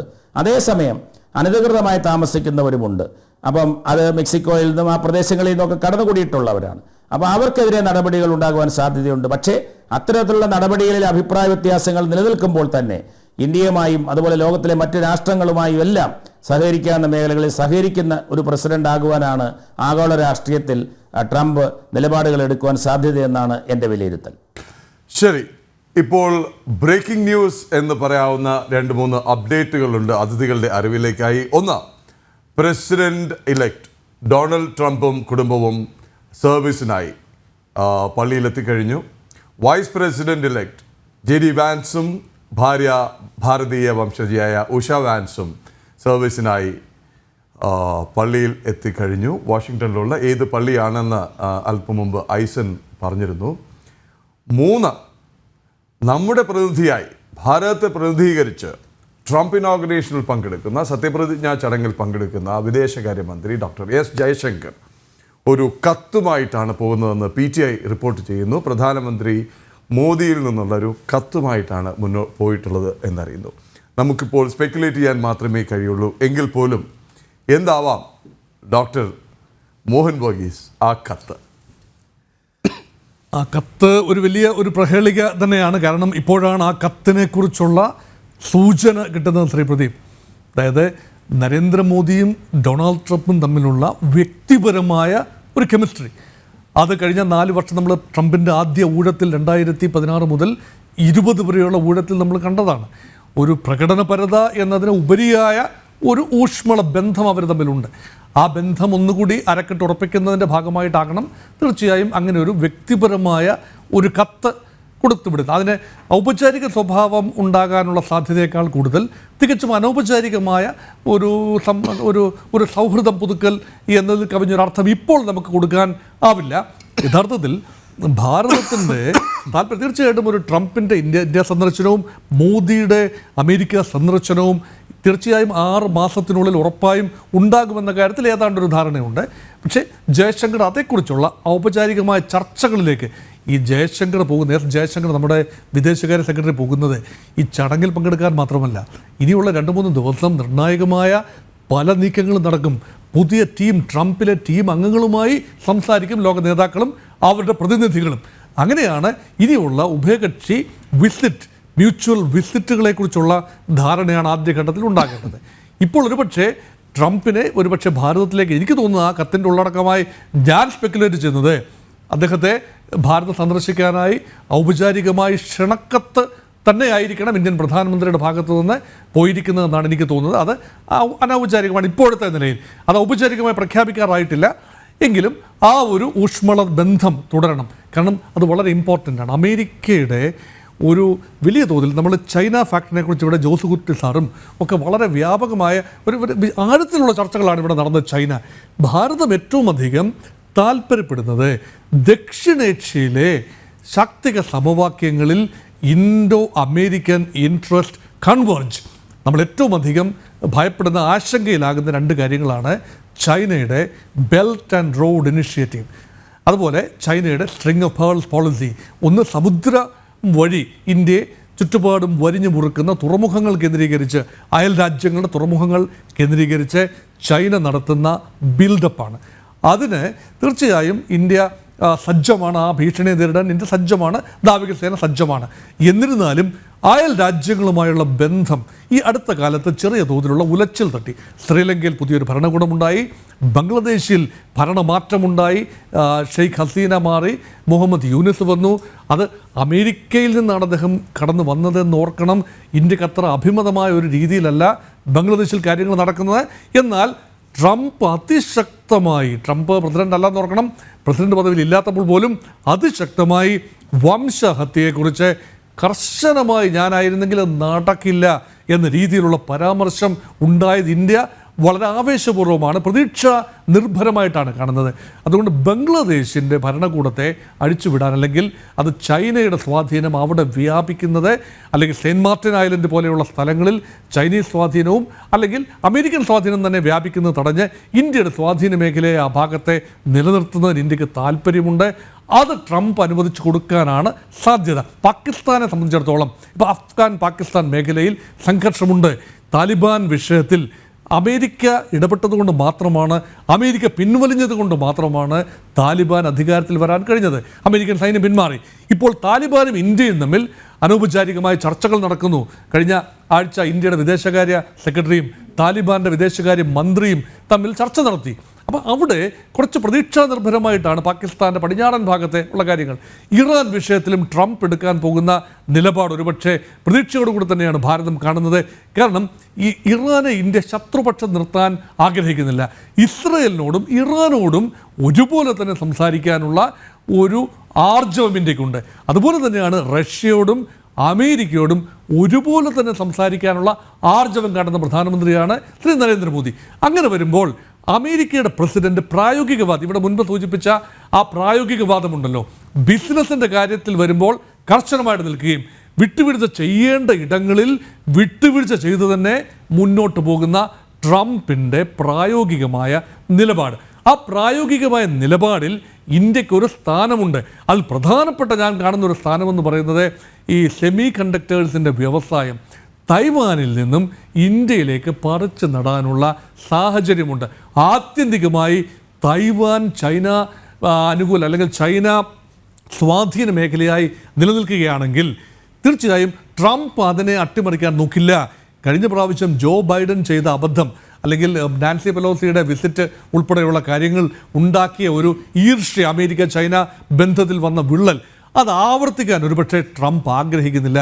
അതുകൊണ്ട് തൈവാൻ ഏതെങ്കിലും കാരണവശാൽ ആത്യന്തികമായി ചൈനയോട് യോജിപ്പിക്കേണ്ടി വന്നാൽ അവിടുത്തെ ലോകത്തെ ഏറ്റവും വലിയ ഈ കമ്പ്യൂട്ടറുമായി ബന്ധപ്പെട്ട, അല്ലെങ്കിൽ മൊബൈൽ ഫോണുകളുമായി ബന്ധപ്പെട്ട ടെക്നോളജിയുടെ പ്രഭവ കേന്ദ്രം, അതുപോലെ സെമി കണ്ടക്ടർ അല്ലെങ്കിൽ ചിപ്പുകളുടെ പ്രഭവ കേന്ദ്രമായ ഉൽപ്പാദന മേഖലയായ തൈവാനെ ആ ഒരു രീതിയിൽ അമേരിക്ക കാണില്ല. ഒരുപക്ഷെ പ്രൊഡക്ഷൻ ബേസ് അവിടുന്ന് ഇന്ത്യയിലേക്ക് മാറുകയാണെങ്കിൽ വലിയ തോതിൽ ഇന്ത്യ ഒരു വലിയ സോഫ്റ്റ്വെയർ എഞ്ചിനീയേഴ്സ് ഒരുപാടുള്ള രാജ്യമാണ്. ലോകത്ത് ഏറ്റവും അധികം എണ്ണം കൊണ്ട് സോഫ്റ്റ്വെയർ എഞ്ചിനീയേഴ്സ് ഉള്ള രാജ്യമെന്ന നിലയിൽ അവിടെ ഒരു പ്രൊഡക്ഷൻ ബേസിലെ മാറ്റമുണ്ട്. അതിന് നയങ്ങളുണ്ടാക്കണം. ആ ഒരു കാര്യത്തിൽ ഇന്ത്യക്ക് വലിയ താല്പര്യമുണ്ട്. അതുമാത്രമല്ല, അടുത്ത സ്റ്റെപ്പ് എന്ന് പറയുന്നത് ട്രംപിൻ്റെ ഒരു ചിന്ത, ഭരണപരിഷ്കാരമൊക്കെ ആഭ്യന്തരമായി നടക്കുന്നതാണ്, വിദേശ ബന്ധങ്ങൾ അതിന് പ്രതിഫലിക്കും. പക്ഷേ മാനവരാശിയുടെ സെർച്ച് ഫോർ ഒരുപക്ഷെ extraterrestrial life, search for sources, raw materials and other things from outer space. അപ്പോൾ ഇതിൻ്റെ പോലെ മാനവരാശി പുരോഗതിയിലാണ്. അടുത്ത നൂറ്റാണ്ടിലേക്ക്, അല്ലെങ്കിൽ ഇന്ന് മാനവരാശിയുടെ ഈ തലമുറ, നമ്മളൊക്കെ ജീവിക്കുന്ന തലമുറയ്ക്ക് ശേഷവും റിസോഴ്സ് ക്രഞ്ച് ഉണ്ടാകാൻ പാടില്ല. എനർജി സോഴ്സസ് ഉണ്ടാകണം, റിസോഴ്സസ് ഉണ്ടാകണം. അതിനുള്ള സെർച്ചിൽ ട്രംപ് ആൻഡ് ടീം, അതിന് പ്രധാനപ്പെട്ട ആൾ ഇലോൺ മസ്ക് തന്നെയാണ്. അതുകൊണ്ട് ഇലോൺ മസ്കിൻ്റെ ടെസ്ല ഉൾപ്പെടെ, ഇലോൺ മസ്കിൻ്റെ സ്പേസ് എക്സ് ഉൾപ്പെടെ കമ്പനികളുമായി ഭാരതത്തിന് സഹകരിക്കാവുന്ന ഒരന്തരീക്ഷം ഉണ്ടാവുകയും മ്യൂച്വലി ബെനിഫിഷ്യലായ ടെക്നോളജി ട്രാൻസ്ഫറും ടെക്നോ കോഓപ്പറേഷനും ജോയിൻറ്റ് സ്പേസ് സ്റ്റേഷൻസ് ഉൾപ്പെടെയുള്ള കാര്യങ്ങൾ, ഇന്ത്യ ഡോക്കിംഗ് ഒക്കെ വിജയകരമായി പൂർത്തിയാക്കി കഴിഞ്ഞു. അതുകൊണ്ട് അങ്ങനെയുള്ള കാര്യങ്ങളിൽ ഇന്ത്യയുടെ ശ്രദ്ധ വളരെയധികമുണ്ട്. അതുകൊണ്ട് ഇന്ത്യ വളരുന്ന രാജ്യമാണ്. കാരണം ഏറ്റവും അധികം വളർച്ചയുള്ള രാജ്യം എന്നുള്ള നിലയിൽ തീർച്ചയായും ട്രംപിനെ സംബന്ധിച്ചിടത്തോളം ഈ 4 വർഷം കൊണ്ട് ഇന്ത്യ US സഹകരണം, അതുപോലെ തന്നെ ആണവ മേഖലയിൽ 1-2-3 എഗ്രിമെൻറ്റ്, അതിൻ്റെ നെക്സ്റ്റ് ലെവലിലേക്ക് പോകേണ്ടതുണ്ട്. കുറച്ചു കാലം മന്ദീഭവിച്ച് കിടക്കുകയാണ്. ഇപ്പോൾ 2008 ഒപ്പിട്ട 1-2-3 എഗ്രിമെൻറ്റ്, ഒബാമയും മൻമോഹൻ സിംഗും കൂടെ ഒപ്പിട്ട 1-2-3 എഗ്രിമെൻറ്റ്, അത് കുറച്ചുകൂടി ഒരു പ്രായോഗിക തലത്തിലേക്ക് പോകേണ്ടതുണ്ട്. അപ്പോൾ ആ ഒരു ന്യൂക്ലിയർ റെജിമെൻറ്റ്, റെസ്പോൺസിബിൾ ന്യൂക്ലിയർ പവറായിട്ടാണ് അമേരിക്ക ഭാരതത്തെ കാണുന്നത്. ഉപരോധമൊക്കെ അവസാനിച്ചു കഴിഞ്ഞു, അതും മുന്നോട്ട് പോകേണ്ടതുണ്ട്. അതുകൊണ്ടാണ് ട്രംപിൻ്റെ ഇന്ത്യ നയം എന്ന് പറയുന്നത് ലോകം ഉറ്റുനോക്കുന്ന നയമാണ്. പ്രായോഗികവാദിയായ ട്രംപിനെ ഇന്ത്യ ആഗ്രഹിക്കുന്നു, ട്രംപുമായി കൂടുതൽ ചങ്ങാത്ത ആ ഒരു കാര്യങ്ങളുടെ ഒരു രത്ന ചുരുക്കം ചിലപ്പോൾ നരേന്ദ്രമോദിയുടെ വരികളിൽ ഒരുപക്ഷെ ആ കത്തിൽ ഉണ്ടാകാം. വരാം. ഒരു സുപ്രധാനമായ വാർത്ത ബ്രേക്ക് ചെയ്യുകയാണ്. ഇടവേളയ്ക്ക് ശേഷം വിശദാംശങ്ങൾ പറയാം. അധികാരമൊഴിയുന്നതിന് മണിക്കൂറുകൾക്ക് മുമ്പ് സുപ്രധാനമായ ഒരു രാഷ്ട്രീയ നീക്കം തീരുമാനമെടുത്തിരിക്കുകയാണ് ജോ ബൈഡൻ. വിശദാംശങ്ങൾ ഇടവേളയ്ക്ക് ശേഷം വിദേശകാര്യ വിദഗ്ധൻ ഡോക്ടർ PJ വിൻസെന്റ് കൂടി നമ്മളോടൊപ്പം ചേരുന്നു. ദ ട്രംപ് ഇനോഗ്രേഷനിലെ സ്പെഷ്യൽ എഡിഷൻ ജനം ഡിബേറ്റ്. ഡോക്ടർ PJ വിൻസെന്റ് ചേരുന്നു നമുക്കൊപ്പം. അദ്ദേഹത്തോടൊപ്പം തന്നെ ബ്രേക്കിംഗ് ന്യൂസ് വരുന്നു. അധികാരമൊഴിയുന്നതിന് മണിക്കൂറുകൾക്ക് മുമ്പ് നിർണായക രാഷ്ട്രീയ നീക്കവുമായി അമേരിക്കൻ പ്രസിഡന്റ് ജോ ബൈഡൻ. വാർത്ത എന്താണെന്നല്ലേ? മുൻ ആരോഗ്യ ഉപദേഷ്ടാവ് doctor Anthony Fauci, retired general Mark Milley, 2021 capitol മന്ദിരത്തിന് മുന്നിലുണ്ടായ ആക്രമണത്തെക്കുറിച്ച് അന്വേഷിച്ച ഹൗസ് കമ്മിറ്റി അംഗങ്ങൾ എന്നിവർക്ക് മുൻകൂർ മാപ്പ്, പ്രിയംപ്റ്റീവ് പാർഡൻ നൽകിയിരിക്കുകയാണ് ജോ ബൈഡൻ അധികാര കൈമാറ്റത്തിന് മണിക്കൂറുകൾക്ക് മുമ്പ്. സ്വാഗതം ഡോക്ടർ PJ വിൻസെന്റ്. ഈ വാർത്തയോടുകൂടി തന്നെ അങ്ങേക്ക് തുടങ്ങാം. അതിനുശേഷം ഇതുവരെ ഞങ്ങൾ ചർച്ച ചെയ്ത വിവിധ വശങ്ങളുണ്ട്. ശ്രീ KVS ഹരിദാസിലേക്ക് വരേണ്ടതുണ്ട്. ഭാരതവുമായിട്ടുള്ള ബന്ധത്തെക്കുറിച്ച്, രാഷ്ട്രീയവും പ്രത്യയശാസ്ത്രപരവുമായ ഒരു അന്തരീക്ഷത്തെക്കുറിച്ചൊക്കെ. ശ്രീ PJ വിൻസെന്റ്, സ്വാഗതം. നമസ്കാരം. എങ്ങനെ കാണുന്നു അങ്ങ് രണ്ടാം വരവ് ഡോക്ടർ PJ വിൻസെന്റ്? രണ്ടാം വരവ് വളരെ പ്രത്യേകതയുള്ള ഒരു വരവാണ്. അതിൽ ഏറ്റവും പ്രധാനപ്പെട്ട കാര്യം പോപ്പുലർ ജനകീയ വോട്ടുകളും ഇലക്ട്രൽ വോട്ടിലും വലിയ ഭൂരിപക്ഷത്തോടു കൂടിയാണ് അദ്ദേഹം അധികാരത്തിൽ വരുന്നത്. സെനറ്റിൽ ഭൂരിപക്ഷമുണ്ട്, കോൺഗ്രസിൽ ഭൂരിപക്ഷമുണ്ട്, അതോടൊപ്പം ജഡ്ജിമാരുടെ നിയമനത്തിലും ഭൂരിപക്ഷമുണ്ട്. അപ്പോൾ എല്ലാ അർത്ഥത്തിലും ഒരു ഭൂരിപക്ഷം ഉറപ്പാക്കി ആണ് ഇത്തവണ ട്രംപ് വരുന്നത്. അതുകൊണ്ട് ട്രംപ് 2.0 2016 മുതൽ 20 വരെയുള്ള ആദ്യത്തെ ടൈം പോലെ ആയിരിക്കില്ല. അദ്ദേഹത്തിന്റെ നയങ്ങൾ അതിശക്തമായി തന്നെ നടപ്പിൽ വരുത്തുവാൻ സാധിക്കും. ആഭ്യന്തര രംഗത്തും അന്താരാഷ്ട്ര രംഗത്തും വരാൻ പോകുന്ന മാറ്റങ്ങളുടെ സൂചന അദ്ദേഹം ഇതിനകം നൽകിക്കഴിഞ്ഞു. ആഭ്യന്തര രംഗത്ത് വലിയ മാറ്റങ്ങൾക്ക് തുടക്കം കുറിക്കുന്നത് ഡോജ് എന്ന സംവിധാനമായിരിക്കും, ഡിപ്പാർട്ട്മെന്റ് ഓഫ് ഗവൺമെന്റ് എഫിഷ്യൻസി.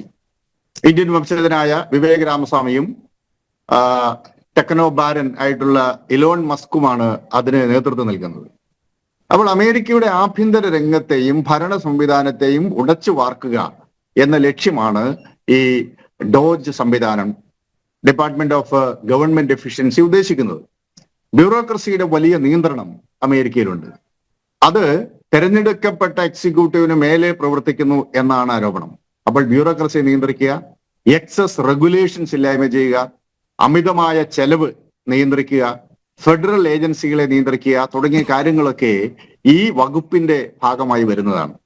അതിൽ ഈ ഫെഡറൽ ഏജൻസീസ് വളരെ പ്രധാനപ്പെട്ടതാണ്. നമുക്ക് അദ്ദേഹത്തിന്റെ ഒരു പ്രധാനപ്പെട്ട ആരോപണം തന്നെ ഒരു ഡീപ് സ്റ്റേറ്റ് അമേരിക്കയിലുണ്ട്. തെരഞ്ഞെടുക്കപ്പെട്ട പ്രസിഡന്റിനും എക്സിക്യൂട്ടീവിനും അതീതമായി പ്രവർത്തിക്കുന്ന ഡീപ് സ്റ്റേറ്റ് അവർ കാര്യങ്ങൾ നിശ്ചയിക്കുന്നു എന്നുള്ളതാണ്. ബംഗ്ലാദേശിൽ ഷെയ്ഖ് ഹസീനയെ അട്ടിമറിച്ച് ഒരു ഗവൺമെന്റ് അവിടെ കൊണ്ടുവരാൻ കാരണമായത് അമേരിക്കൻ ഡീപ് സ്റ്റേറ്റിന്റെ ഇടപെടലാണ്. അതിൽ അമേരിക്കയുടെ ഡീപ് സ്റ്റേറ്റിന്റെ താല്പര്യങ്ങളും ചൈനയുമായി ബന്ധപ്പെട്ട താല്പര്യങ്ങളും അതിൽ പ്രവർത്തിക്കുന്നുണ്ട് എന്ന വാദം ശക്തമാണ്. അപ്പോൾ അതുപോലെ അവിടുത്തെ ബ്യൂറോക്രസി, ഫെഡറൽ ഏജൻസികൾ, ബരാക് ഒബാമയും ബിൽ ക്ലിന്റൺ അടങ്ങുന്ന ആളുകൾ, ഇവരൊക്കെ ഉൾപ്പെട്ട ഒരു ഡീപ് സ്റ്റേറ്റ് അമേരിക്കയുടെ കാര്യങ്ങൾ നിശ്ചയിക്കുന്നു എന്ന വാദം ട്രംപ് മുന്നോട്ട് വെക്കുകയുണ്ടായി. അപ്പോൾ ഇതിനെ ഡിസ്മാന്റിൽ ചെയ്യുക എന്നതാണ്. എന്നിട്ട് വളരെ എഫിഷ്യന്റ് ആയിട്ടുള്ള പുതിയ ഒരു സംവിധാനം അമേരിക്കയിലേക്ക് കൊണ്ടുവരിക. ഇത് അമേരിക്കയുടെ ആഭ്യന്തര രംഗത്ത്, പ്രത്യേകിച്ച് അമേരിക്കയുടെ ഒരുപക്ഷെ നൂറ്റാണ്ടുകളായി രൂപപ്പെട്ടു വന്ന ആഭ്യന്തര ഭരണ സംവിധാനം, അതിൽ ഒരു അഴിച്ചുപണി ട്രംപ് കൊണ്ടുവരാൻ സാധ്യതയുണ്ട്. അതിന്റെ സൂചനകൾ എലോൺ മസ്ക് നൽകി കഴിഞ്ഞു. രണ്ടാമത്തെ പ്രധാനപ്പെട്ട കാര്യം അദ്ദേഹത്തിന്റെ നവയാഥാസ്ഥിക നിലപാടുകളാണ്.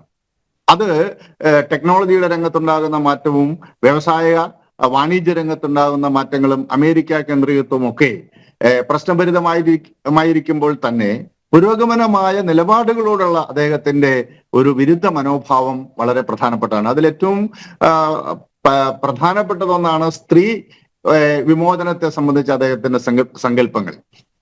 അതുപോലെ ട്രാൻസ്ജെൻഡർ, മൂന്നാം ലിംഗ വിഭാഗങ്ങളുടെ അവകാശങ്ങളെ സംബന്ധിച്ച് അവരെ നിഷേധിക്കുന്ന സമീപനമാണ് അദ്ദേഹം സ്വീകരിക്കുന്നത്.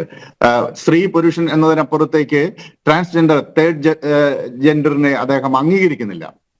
അബോർഷൻ പോലെയുള്ള കാര്യങ്ങൾ അതിൽ സ്ത്രീ പ്രവർത്തകരുടെ വാദങ്ങളെ പൂർണ്ണമായി അദ്ദേഹം നിഷേധിക്കുകയാണ്. അതുപോലെ ഗ്ലോബൽ വാർമിംഗ് സംബന്ധിച്ച് വളരെ പ്രതിലോമകരമായ നിലപാടാണ് അദ്ദേഹം സ്വീകരിക്കുന്നത്. ഇങ്ങനെയൊക്കെയുള്ള വലതുപക്ഷം എന്ന് പറയാൻ സാധിക്കില്ല, ഒരുപക്ഷെ നവയാഥാസ്ഥികത്വ നിലപാടുകൾ അദ്ദേഹം മുന്നോട്ട് വെക്കുന്നുണ്ട്. അതോടൊപ്പം എക്സ്പാൻഷനിസ്റ്റ് നയങ്ങൾ അദ്ദേഹം പ്രഖ്യാപിച്ചു കഴിഞ്ഞു. അതിലേറ്റവും പ്രധാനപ്പെട്ടതാണ് പനാമ കനാലിന്റെ നിയന്ത്രണം തിരിച്ചെടുക്കും, കാനഡയെ അമേരിക്കയുടെ 51ാമത്തെ സ്റ്റേറ്റ് ആക്കിയിട്ട് കൂട്ടിച്ചേർക്കും, ഡച്ച് നിയന്ത്രിത സ്വയംഭരണ മേഖലയായ ഗ്രീൻലാൻഡ് അമേരിക്കയോട് കൂട്ടിച്ചേർക്കും എന്നിത്യാദി കാര്യങ്ങളൊക്കെ അദ്ദേഹം പറയുകയുണ്ടായി. അതിൽ ഈ ഗ്രീൻലാൻഡിന്റെ നിയന്ത്രണമൊക്കെ വളരെ പ്രധാനപ്പെട്ട കാര്യമാണ്. ആർട്ടിക് മഞ്ഞുരുക്കം ശക്തമായിരിക്കുന്ന സാഹചര്യത്തിൽ ആർട്ടിക് മേഖലയിൽ രൂപപ്പെട്ടു വരുന്ന പുതിയ കപ്പൽ പാത, അതിന് വലിയ പ്രാധാന്യമുണ്ടാവും ആഗോള വ്യാപാരത്തിൽ, കപ്പൽ ഗതാഗതത്തിൽ. അതിന്റെ നിയന്ത്രണം റഷ്യ, ചൈന ശക്തികളുടെ കൈകളിലേക്ക് പോകും. അപ്പോൾ തന്ത്രപ്രധാനമായ ഗ്രീൻലാൻഡും അതിന് ചുറ്റുവട്ടമുള്ള കടൽ മേഖലയും ആർട്ടിക് പ്രദേശവും ബാരന്റ് കടൽ മേഖലയും ഒക്കെ തന്ത്രപരമായി അതിന്റെ പ്രാധാന്യം 10 മടങ്ങ് വർദ്ധിക്കും. അപ്പോൾ ആ മേഖലയിൽ അമേരിക്കയുടെ സ്വാധീനം ഉറപ്പിക്കുന്നതിന്റെ ഭാഗമായിട്ടാണ് ഏകദേശം 56,000-ഓളം ആളുകൾ അധിവസിക്കുന്ന ലോകത്തിലെ ഏറ്റവും വലിയ ദ്വീപായിട്ടുള്ള ഡച്ച് നിയന്ത്രിത മേഖലയായിട്ടുള്ള ഗ്രീൻലാൻഡ് അമേരിക്കയോട് കൂട്ടിച്ചേർക്കുമെന്ന വാദം അദ്ദേഹം മുന്നോട്ട് വെക്കുന്നത്. ഇത്തരത്തിൽ ആഗോള രാഷ്ട്രീയത്തിലും ആഭ്യന്തര രാഷ്ട്രീയത്തിലും വലിയ മാറ്റങ്ങൾക്ക് കാരണമാകുന്ന നയസമീപനങ്ങൾ അദ്ദേഹം പ്രഖ്യാപിച്ചു കഴിഞ്ഞു. ഇനി ഏഷ്യൻ മേഖലയിലാവട്ടെ ഒരുപക്ഷെ ഈ ഗസ യുദ്ധം അവസാനിപ്പിച്ചത് അദ്ദേഹത്തിന്റെ ഏഷ്യൻ നയങ്ങളുടെ തുടർച്ചയായിട്ടാണ് ഞാൻ കാണുന്നത്. കാരണം ചൈന മുന്നോട്ട് വെക്കുന്ന ബെൽറ്റ് ആൻഡ് റോഡ് പദ്ധതി ലോകത്തിലെ ഏറ്റവും വലിയ ഇൻഫ്രാസ്ട്രക്ചർ ഇൻവെസ്റ്റ്മെന്റ് പ്രൊജക്റ്റ് ആണത്, ബെൽറ്റ് ആൻഡ് റോഡ്. ഈ ബെൽറ്റ് ആൻഡ് റോഡ് പദ്ധതിക്ക് ബദലായി അമേരിക്ക മുന്നോട്ട് വെച്ചതാണ് അമേരിക്ക, ഇന്ത്യ, യൂറോപ്പ് ചേർന്നുകൊണ്ടുള്ള ഇന്ത്യ മധ്യേഷ്യ യൂറോപ്പ് സാമ്പത്തിക ഇടനാഴി. അതിൽ അമേരിക്ക ഒരു പ്രധാനപ്പെട്ട ഭാഗമാണ്. UAE ഉണ്ട്, സൗദി അറേബ്യ ഉണ്ട്, ഇറ്റലി അതിന്റെ ഭാഗമാണ്, ഹൈഫ തുറമുഖം, ഇസ്രായേലിലെ ഹൈഫ തുറമുഖം അതിന്റെ ഭാഗമാണ്. ഇതൊരു ബൃഹത് പദ്ധതിയാണ്. ഈ പദ്ധതി യാഥാർത്ഥ്യമാക്കുന്നതിന് തടസ്സം നിന്നത് യഥാർത്ഥത്തിൽ പശ്ചിമേഷ്യയിലെ സംഘർഷമായിരുന്നു. ഇസ്രായേൽ നടത്തിക്കൊണ്ടിരിക്കുന്ന കണ്ണിൽ ചോരയില്ലാത്ത ആക്രമണമായിരുന്നു. അത് അവസാനിപ്പിച്ചത് മറ്റൊരർത്ഥത്തിൽ ഈ ഇന്ത്യ മധ്യേഷ്യ യൂറോപ്പ് സാമ്പത്തിക ഇടനാഴിയൊക്കെ യാഥാർത്ഥ്യമാകുന്നതിലേക്ക് നയിക്കും.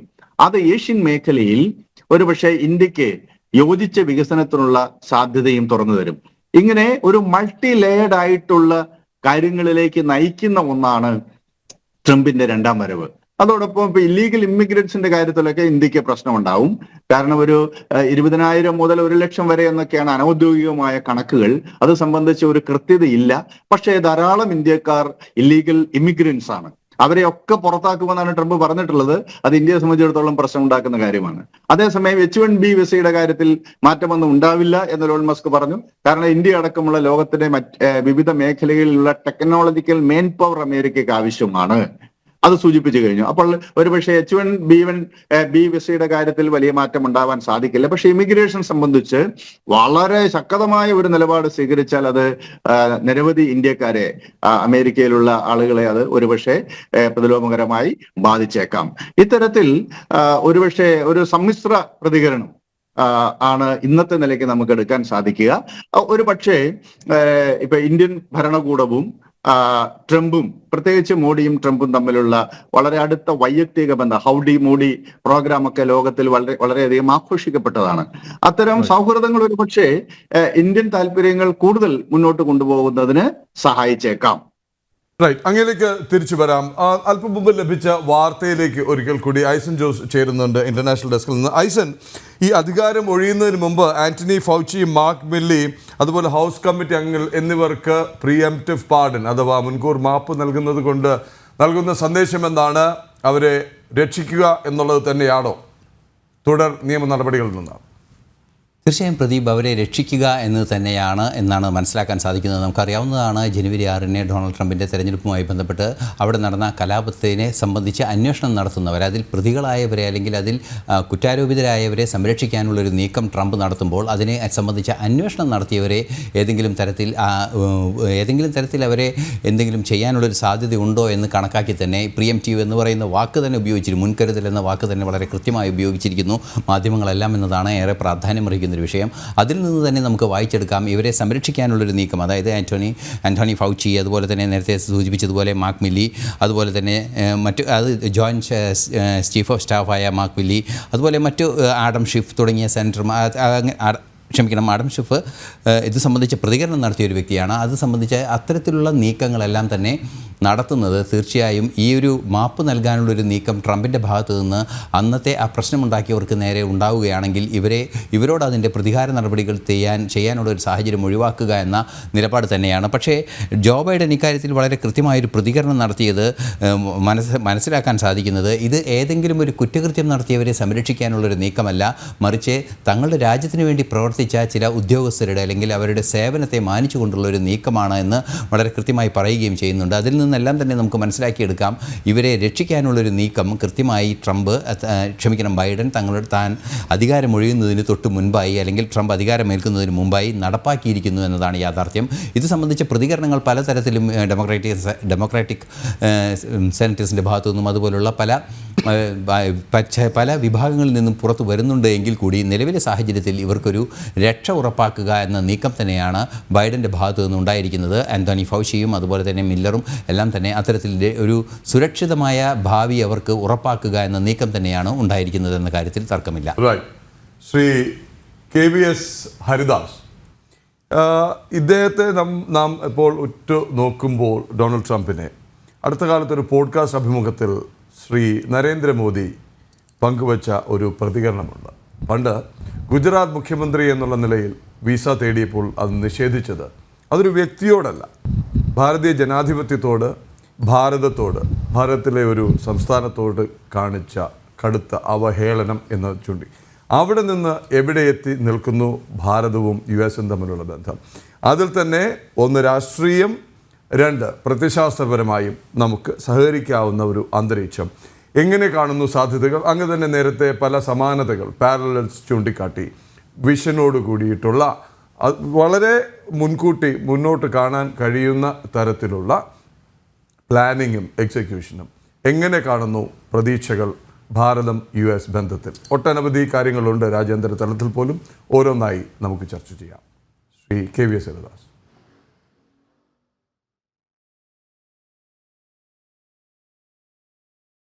ഗുജറാത്ത് മുഖ്യമന്ത്രി ആയിരിക്കുന്ന സമയത്ത് അമേരിക്ക സന്ദർശിക്കാൻ നരേന്ദ്രമോദി പ്ലാൻ ഇട്ടത് ഗുജറാത്തിൻ്റെ വികസനത്തിൻ്റെ വേണ്ടിയുള്ള ഒരു അജണ്ടയുമായിട്ടാണ്. ഗുജറാത്തികൾ അനവധി പേര്, ആയിരക്കണക്കിന് പേര് അമേരിക്കയിൽ വലിയ നിലയിലുണ്ട്. അവരെ നിക്ഷേപം നടത്താൻ വേണ്ടി ക്ഷണിക്കാൻ വേണ്ടി കൂടിയാണ് അദ്ദേഹം പോയത്, അല്ലെങ്കിൽ പോകാൻ ശ്രമിച്ചത്. അത് അട്ടിമറിക്കാൻ ശ്രമിച്ചത് ആരൊക്കെയാണെന്നുള്ളത് ഇതിനൊക്കെ പുറത്തു വന്നിട്ടുണ്ട്. നമ്മളിന്ന് സാധാരണ പറയാറില്ലേ, അന്ന് കേന്ദ്ര സർക്കാരിനും അതിലൊരു താല്പര്യം ഉണ്ടായിരുന്നു മോഡി പോകരുത് എന്ന്. അതിലുപരി നമ്മൾ ഈ കാണുന്ന നവലിബറൽ കമ്മ്യൂണിസ്റ്റ് മാവോയിസ്റ്റ് ഗ്യാങ് ഉണ്ടല്ലോ, ഈ ലൂട്ടൻസ് ഗ്യാങ് എന്നൊക്കെ പറയുന്ന, അല്ലെങ്കിൽ ഖാൻ മാർക്കറ്റ് ഗ്യാങ് എന്നൊക്കെ പറയുന്ന ഇന്ത്യയിലെ വിഭാഗം, അവർ നടത്തിയ ഒരു വലിയ ക്യാമ്പയിൻ ഇല്ലേ, അവർ നരേന്ദ്രമോദിക്ക് ഒരു കാരണവശാലും അമേരിക്കയിൽ കാലുകുത്താൻ അനുവദിച്ചുകൂടാ എന്നൊരു നിലപാടാണ് എടുത്തത്. അതിന് കാരണം പറഞ്ഞത് ഗുജറാത്ത് കൂട്ടക്കൊലയും മറ്റുമാണ്. കാരണങ്ങൾ എന്തുമായിക്കോട്ടെ, പക്ഷെ പ്രധാനമന്ത്രി എന്ന നിലയിൽ നരേന്ദ്രമോദി ചെല്ലുമ്പോൾ അമേരിക്ക അങ്ങനെയാണ് അദ്ദേഹത്തെ വരവേറ്റത്. അതിനുശേഷമുള്ള എല്ലാ US ഭരണകൂടങ്ങളും അദ്ദേഹത്തിന് നൽകിയ സ്വീകരണം എന്താണ്, അദ്ദേഹത്തിന് കൽപ്പിച്ച വില എന്താണ്, പ്രാധാന്യം എന്താണ്, അത് ലോകം കണ്ടില്ലേ. അതുകൊണ്ട് പ്രത്യേകിച്ച് നേരത്തെ പലരും സൂചിപ്പിച്ചു, ട്രംപും മോഡിയും തമ്മിലുള്ള ഒരു കെമിസ്ട്രി ഉണ്ട്, ഒരു ഇക്വേഷൻ ഉണ്ട്. അത് എനിക്ക് തോന്നണില്ല ലോകത്ത് മറ്റ് ഏതെങ്കിലും രണ്ട് നേതാക്കന്മാർ തമ്മിലുണ്ടെന്ന്. അത്രമാത്രം സുതാര്യമാണ്, അത്രമാത്രം ഊഷ്മളമാണത്. അതിൻ്റെ ഒരു പ്രതിഫലനം നമുക്ക് ഈ വരുന്ന 4 വർഷക്കാലത്ത് കാണാൻ കഴിയും എന്ന് വിചാരിക്കുന്ന ഒരാളാണ് ഞാൻ. നമ്മളൊന്നുകൂടി ഓർക്കണം, ട്രംപ് ഭരണമേറ്റതിന് ശേഷം ഒരുപക്ഷെ ആദ്യമായിട്ട് നടത്താൻ പോകുന്ന വിദേശ സന്ദർശനം ഇന്ത്യയിലേക്കായിക്കൂടായികയില്ല. ഇപ്പോൾ നേരത്തെ ജയശങ്കർ ഒരു കയ്യിൽ കരുതിയിട്ടുള്ള ഒരു കത്തിനെ കുറിച്ചൊക്കെ ചർച്ച ചെയ്തിരുന്നു. ഞാൻ വിചാരിക്കുന്നത് ഇന്ത്യ ക്ഷണിക്കാനുള്ള ഇന്ത്യയിൽ ക്വാഡിൻ്റെ മീറ്റിംഗ് നിശ്ചയിച്ചിട്ടുണ്ട്. ഇന്ത്യയാണ് അതിഥി, അടുത്ത മീറ്റിങ്ങിൻ്റെ അതിഥി. ആ ക്വാഡിലുള്ള നമുക്കറിയാം അമേരിക്കയും ഓസ്ട്രേലിയയും ജപ്പാനും ഇന്ത്യയുമാണ്. ആ 4 രാജ്യങ്ങളുടെ രാഷ്ട്ര തലവന്മാരുടെ മീറ്റിങ്ങിന് ഡൽഹി വേദിയാകുമ്പോൾ അതിന് പങ്കെടുക്കാനായിരിക്കും ട്രംപിൻ്റെ ആദ്യ വിദേശ സന്ദർശനം എന്നാണ് നമ്മൾ കരുതേണ്ടത്. 100 ദിവസത്തിനകം താൻ ചൈന സന്ദർശിക്കുമെന്ന് ട്രംപ് പറഞ്ഞിട്ടുണ്ട്. പക്ഷെ ആ 100 ദിവസത്തിനകം ക്വാഡിൻ്റെ മീറ്റിങ്ങിൽ ട്രംപ് വരുന്നുവെങ്കിൽ അതും ചൈനയ്ക്ക് നൽകുന്ന മെസ്സേജ് എന്തായിരിക്കും? ക്വാഡ് എന്തിനു വേണ്ടിയിട്ടാണ് ഉണ്ടാക്കിയത്? പസഫിക് ഓഷനിൽ ചൈന നടത്തുന്ന ഇടപെടലുകളെ നിയന്ത്രിക്കാൻ വേണ്ടിയിട്ടാണ് ഈ 4 രാജ്യങ്ങൾ ഒന്നിച്ചു വന്നത്. ആ സംവിധാനം പതുക്കെ ഏതാണ്ട് നിലച്ച പോലെയായിരുന്നു ഇടയ്ക്ക് ഒരു ഘട്ടത്തിൽ ആസ്ട്രേലിയയുടെ താല്പര്യക്കുറവ് കൊണ്ടൊക്കെ. പക്ഷേ ആസിയാൻ രാജ്യങ്ങളുടെ യോഗത്തിലേക്ക് ഈ 4 നേതാക്കന്മാരെത്തുകയും അവസാനം ക്വാഡിനെ പുനരുജ്ജീവിപ്പിക്കാൻ തീരുമാനിക്കുകയൊക്കെ ചെയ്തത് ചരിത്രത്തിൻ്റെ ഭാഗമാണ്. അപ്പോൾ ആസിയാൻ എന്ന നിലയിൽ നമ്മൾ ലക്ഷ്യമിട്ടത് ചൈന സീയിൽ ചൈന നടത്തുന്ന അതിക്രമങ്ങളെ തടയാൻ അതിന് ചുറ്റുമുള്ള രാജ്യങ്ങളുടെ ഒരു ഉച്ചകോടി ഉണ്ടാക്കുകയാണ് ചെയ്തത്. അതേപോലെ തന്നെ പ്രാധാന്യമുണ്ട് ക്വാഡിൻ്റെ മീറ്റിങ്ങിനും. അപ്പോൾ ക്വാഡിന് ശേഷം ട്രംപ് ചൈനയിലേക്ക് പോകുന്നു എന്ന് പറഞ്ഞാൽ അത് നൽകുന്നൊരു മെസ്സേജും വ്യക്തമല്ലേ? ഞാൻ ഇന്ത്യക്കൊപ്പമാണ്, ഇന്ത്യ പ്രതിനിധാനം ചെയ്യുന്ന ഇന്ത്യയുടെ താല്പര്യങ്ങൾക്കൊപ്പമാണ്, അതേ സമയത്ത് തന്നെ ചൈനയുമായിട്ടും ഡീലിന് തയ്യാറാണ് എന്നുള്ള മെസ്സേജ് തന്നെയായിരിക്കും അദ്ദേഹം നൽകുക എന്ന കാര്യത്തിൽ എനിക്ക് സംശയമില്ല. അങ്ങയിലേക്ക് തിരിച്ചെത്താം. ശ്രീ KVS ഹരിദാസ്, രണ്ട് ബ്രേക്കിംഗ് വാർത്തകൾ വരുന്നു. ഒന്ന്, നമ്മൾ നേരത്തെ തന്നെ പറഞ്ഞതുപോലെ വാഷിംഗ്ടൺ DC-യിലെ സെയിൻറ്റ് ജോൺസ് പള്ളിയിൽ ആദ്യം ഡൊണാൾഡ് ട്രംപും കുടുംബവും എത്തി. പിന്നാലെ വൈസ് പ്രസിഡന്റ് JD വാൻസും ഭാര്യ ഉഷ വാൻസും എത്തി.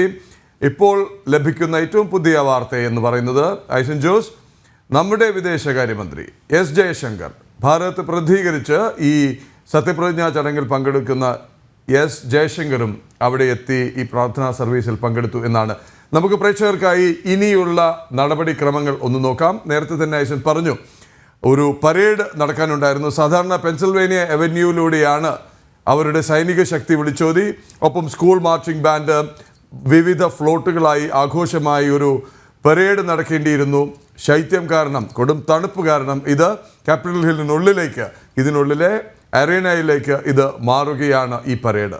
എന്തൊക്കെയാണ് ഐസൻ ഇനി 10 മണി മുതൽ വാഷിംഗ്ടൺ DC സാക്ഷ്യം വഹിക്കുക, ലോകം മുഴുവൻ കാണുക? പ്രദീപ്, ഇപ്പോൾ നടന്നിരിക്കുന്നത്, അതായത് ഈ ഷെഡ്യൂളിൽ പറഞ്ഞിരിക്കുന്നത് നമ്മൾ ദൃശ്യങ്ങളിൽ കാണുന്നത് പോലെ സെൻറ്റ് ജോൺസ് ചർച്ചിലെ കുർബാനയ്ക്ക് എത്തിയതിന് ശേഷം ആ ചടങ്ങ് മാത്രമാണ് ഇപ്പോൾ കഴിഞ്ഞിട്ടുള്ളത്. ഇനി തുടർന്ന് അങ്ങോട്ട് നിരവധിയായ പരിപാടികളുണ്ട് എന്നതാണ് യാഥാർത്ഥ്യം. അത് ഒരു ഒരു മ്യൂസിക്കൽ ബാൻഡിൻ്റെ അല്ലെങ്കിൽ ഒരു മ്യൂസിക്കൽ പ്രിലൂഡിൻ്റെ ഒരു സംവിധാനമുണ്ട്. അതുപോലെ തന്നെ പ്രസിഡൻറ്റിൻ്റെ US മറൈൻ ബാൻഡ് എന്ന് പറയുന്ന സംവിധാനത്തിൻ്റെ ഒരു ഔദ്യോഗികമായ ബാൻഡും, അതുപോലെ തന്നെ നമുക്കറിയാവുന്നതാണ് ലിങ്കൻ കമ്പൈൻഡ് കൊയേഴ്സിൻ്റെ ആണ് ഈ മറ്റു ഗാനസന്ധ്യ അവിടെ നടപ്പാക്കുന്നത്. അതുപോലെ ഒരു പരിപാടിയാണ് ഇനി നടക്കാനിരിക്കുന്നത്. അതിനുശേഷമാണ് ഈ സത്യപ്രതിജ്ഞ ചടങ്ങിന് നമുക്കിപ്പോൾ ദൃശ്യങ്ങളിൽ കാണുന്ന റട്ടൻഡ ഹാളിൻ്റെ ഉൾവശമാണ്. ആ ഉൾവശത്തുള്ള ദൃശ്യങ്ങളാണ് ഇപ്പോൾ നമ്മൾ കാണുന്നത്. നിറഞ്ഞിരിക്കുന്നു ആളുകൾ എന്നാണ് നമുക്കിപ്പോൾ ദൃശ്യങ്ങളിൽ നിന്ന് മനസ്സിലാക്കാൻ സാധിക്കുന്നത്. അത്തരത്തിൽ ആ ഹാളിൽ ആ പരിപാടികൾ ആരംഭിക്കുകയാണ് ചെയ്യുക. ആദ്യഘട്ടത്തിൽ ഇനി തൊട്ടടുത്ത് നടക്കാൻ പോകുന്നത് ഓപ്പണിംഗ് സെറിമണിക്ക് ശേഷം ആദ്യഘട്ടത്തിൽ വൈസ് പ്രസിഡൻറ്റിൻ്റെ, അതായത് JD വാൻസിൻ്റെ ഒരു സത്യപ്രതിജ്ഞാ ചടങ്ങായിരിക്കും നടക്കുക. അതിനുശേഷമായിരിക്കും പ്രസിഡൻറ്റിൻ്റെ സത്യപ്രതിജ്ഞാ ചടങ്ങ്. ജോൺ റോബർട്ട്, അതായത് അമേരിക്കയുടെ സുപ്രീം കോടതി ചീഫ് ജസ്റ്റിസായ ജോൺ റോബർട്ട് സത്യവാചകം ചൊല്ലിക്കൊടുത്തതിന് ശേഷം പ്രസിഡന്റ് പദവിയിലേക്ക് സത്യപ്രതിജ്ഞ ചെയ്യുന്ന ട്രംപ് ആ സത്യപ്രതിജ്ഞ ഏറ്റുചൊല്ലിയതിന് ശേഷം മറ്റ് നടപടിക്രമങ്ങളിലേക്ക് നീങ്ങുമെന്നതാണ് ഷെഡ്യൂളുകളിൽ നിന്ന് മനസ്സിലാക്കാൻ സാധിക്കുന്നത്. അതുപോലെ തന്നെ ഈ മറ്റ് സർവമത പ്രാർത്ഥന പോലുള്ള സംവിധാനങ്ങളുണ്ട്. ദേശീയ ഗാനാലാപനത്തിന് ശേഷം അവിടെ നിന്ന് ലീഡർമാർ പോകുന്ന ഒരു പരിപാടി ഉണ്ടാകും. അതും ഒരു ഔദ്യോഗികമായ ചടങ്ങാണ്. അതിനുശേഷമാണ് ഏറ്റവും തന്ത്രപ്രധാനമായ, നമുക്കറിയാവുന്നതുപോലെ ഈ നേരത്തെ നമ്മൾ കാണിച്ച ദൃശ്യങ്ങളിലെല്ലാം കണ്ടതുപോലെ, അല്ലെങ്കിൽ അല്പസമയം മുമ്പ് നമ്മൾ പങ്കുവച്ച ദൃശ്യങ്ങളിലുള്ള പല പദവികളിലേക്ക് നിയോഗിക്കപ്പെട്ടവരുടെ അപ്പോയിൻമെൻറ്റ് സംബന്ധിച്ചുള്ള നടപടിക്രമങ്ങളും, അതുപോലെ തന്നെ പ്രസിഡൻ്റ് ആയിക്കൊണ്ടുള്ള സ്വയം തൻ്റെ പദവിയിൽ ഏറി ഉത്തരവാദിത്തം ഏറ്റെടുക്കുന്നു എന്നുള്ള ആ രജിസ്റ്ററിൽ സൈൻ ചെയ്യുന്നതും അതുപോലെ അത്തരത്തിലുള്ള നടപടിക്രമങ്ങളിലാണ് പിന്നീട്. അതിൽ ഒരുപക്ഷെ ഏറ്റവും സുപ്രധാനം എന്ന് പറയുന്നത് ഇനോഗ്രൽ അഡ്രസ് തന്നെയാവും അല്ലേ? സത്യപ്രതിജ്ഞ ചെയ്തതിനു ശേഷമുള്ള ആദ്യത്തെ ഔപചാരിക പ്രസംഗം അല്ലെങ്കിൽ അഭിസംബോധന ലോകം മുഴുവൻ ഒരുപക്ഷെ ഉറ്റുനോക്കുന്നത് അതുതന്നെയാവും. ഡോക്ടർ PJ വിൻസെന്റ്, 2-3 കാര്യങ്ങൾ ഇപ്പോൾ ശ്രീ KVS ഹരിദാസ് ചൂണ്ടിക്കാട്ടിയ ഒരു വിവരമുണ്ട്. ക്വാഡ് സമ്മേളനത്തിന് ഉച്ചകോടിക്കടുത്ത് വേദിയാവുക, ആതിഥ്യം വഹിക്കുക ഭാരതമാണ്, ഡൽഹിയാണ്. ഓസ്ട്രേലിയ, ഭാരതം, US, ജപ്പാൻ. അതുപോലെ തന്നെ ഭാരതത്തെയും US-നെയും അടുപ്പിച്ച് നിർത്തുന്ന ഒരു ഘടകമുണ്ട്, അല്ലെങ്കിൽ ഒരു ഭീഷണിയുണ്ട്, ചൈന. എത്രയൊക്കെ സൗഹൃദം പറഞ്ഞാലും, എത്രയൊക്കെ ഡിപ്ലോമാറ്റിക് ബന്ധങ്ങൾ പറഞ്ഞാലും, എത്രയൊക്കെ ചർച്ചകൾ നടന്നാലും കണ്ണുമടച്ച് വിശ്വസിക്കുക സാധ്യമല്ല എന്നുള്ളതാണ്.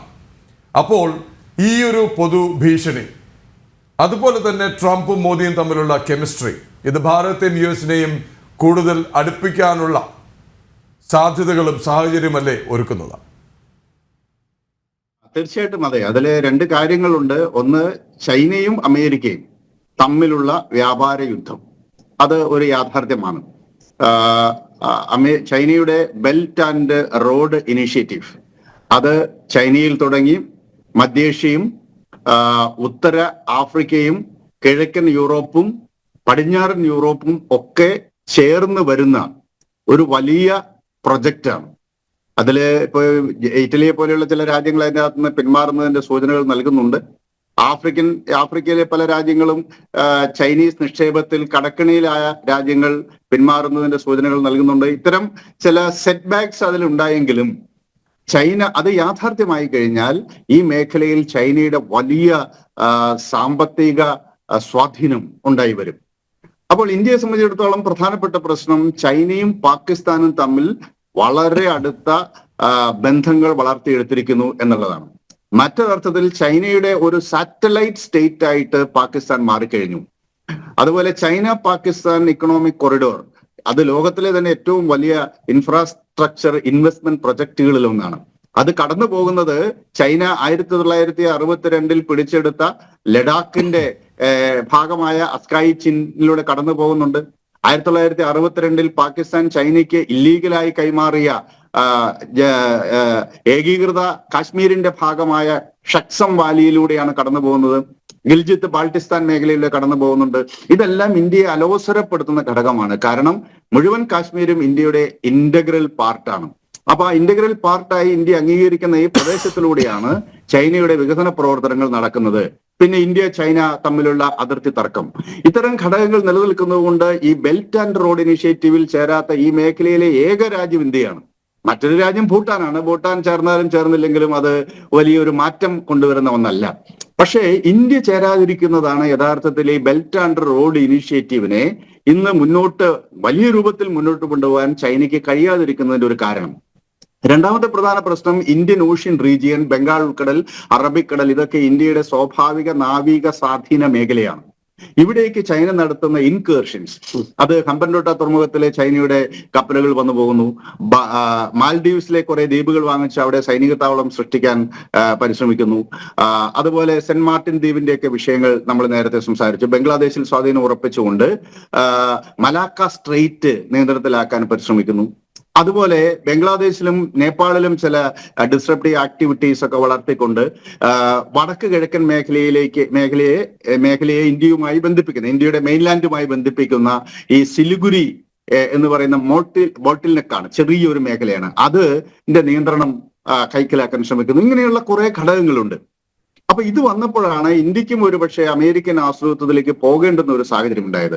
ഈ സാഹചര്യത്തിലാണ് ലോകത്തിലെ 40% വരുന്ന കപ്പൽ ഗതാഗതം കടന്നു പോകുന്ന ലോകത്തിലെ ഏറ്റവും തന്ത്രപ്രധാനപ്പെട്ടമായ മേഖലയാണ് സൗത്ത് ചൈന സീ. അവിടെ ആ മേഖലയിൽ ഉള്ള ചൈന ഒഴികെയുള്ള രാജ്യങ്ങളെല്ലാം തന്നെ ചൈനയുടെ എക്സ്പാൻഷനിസ്റ്റ് പോളിസിയെ വിമർശിക്കുന്നുണ്ട്.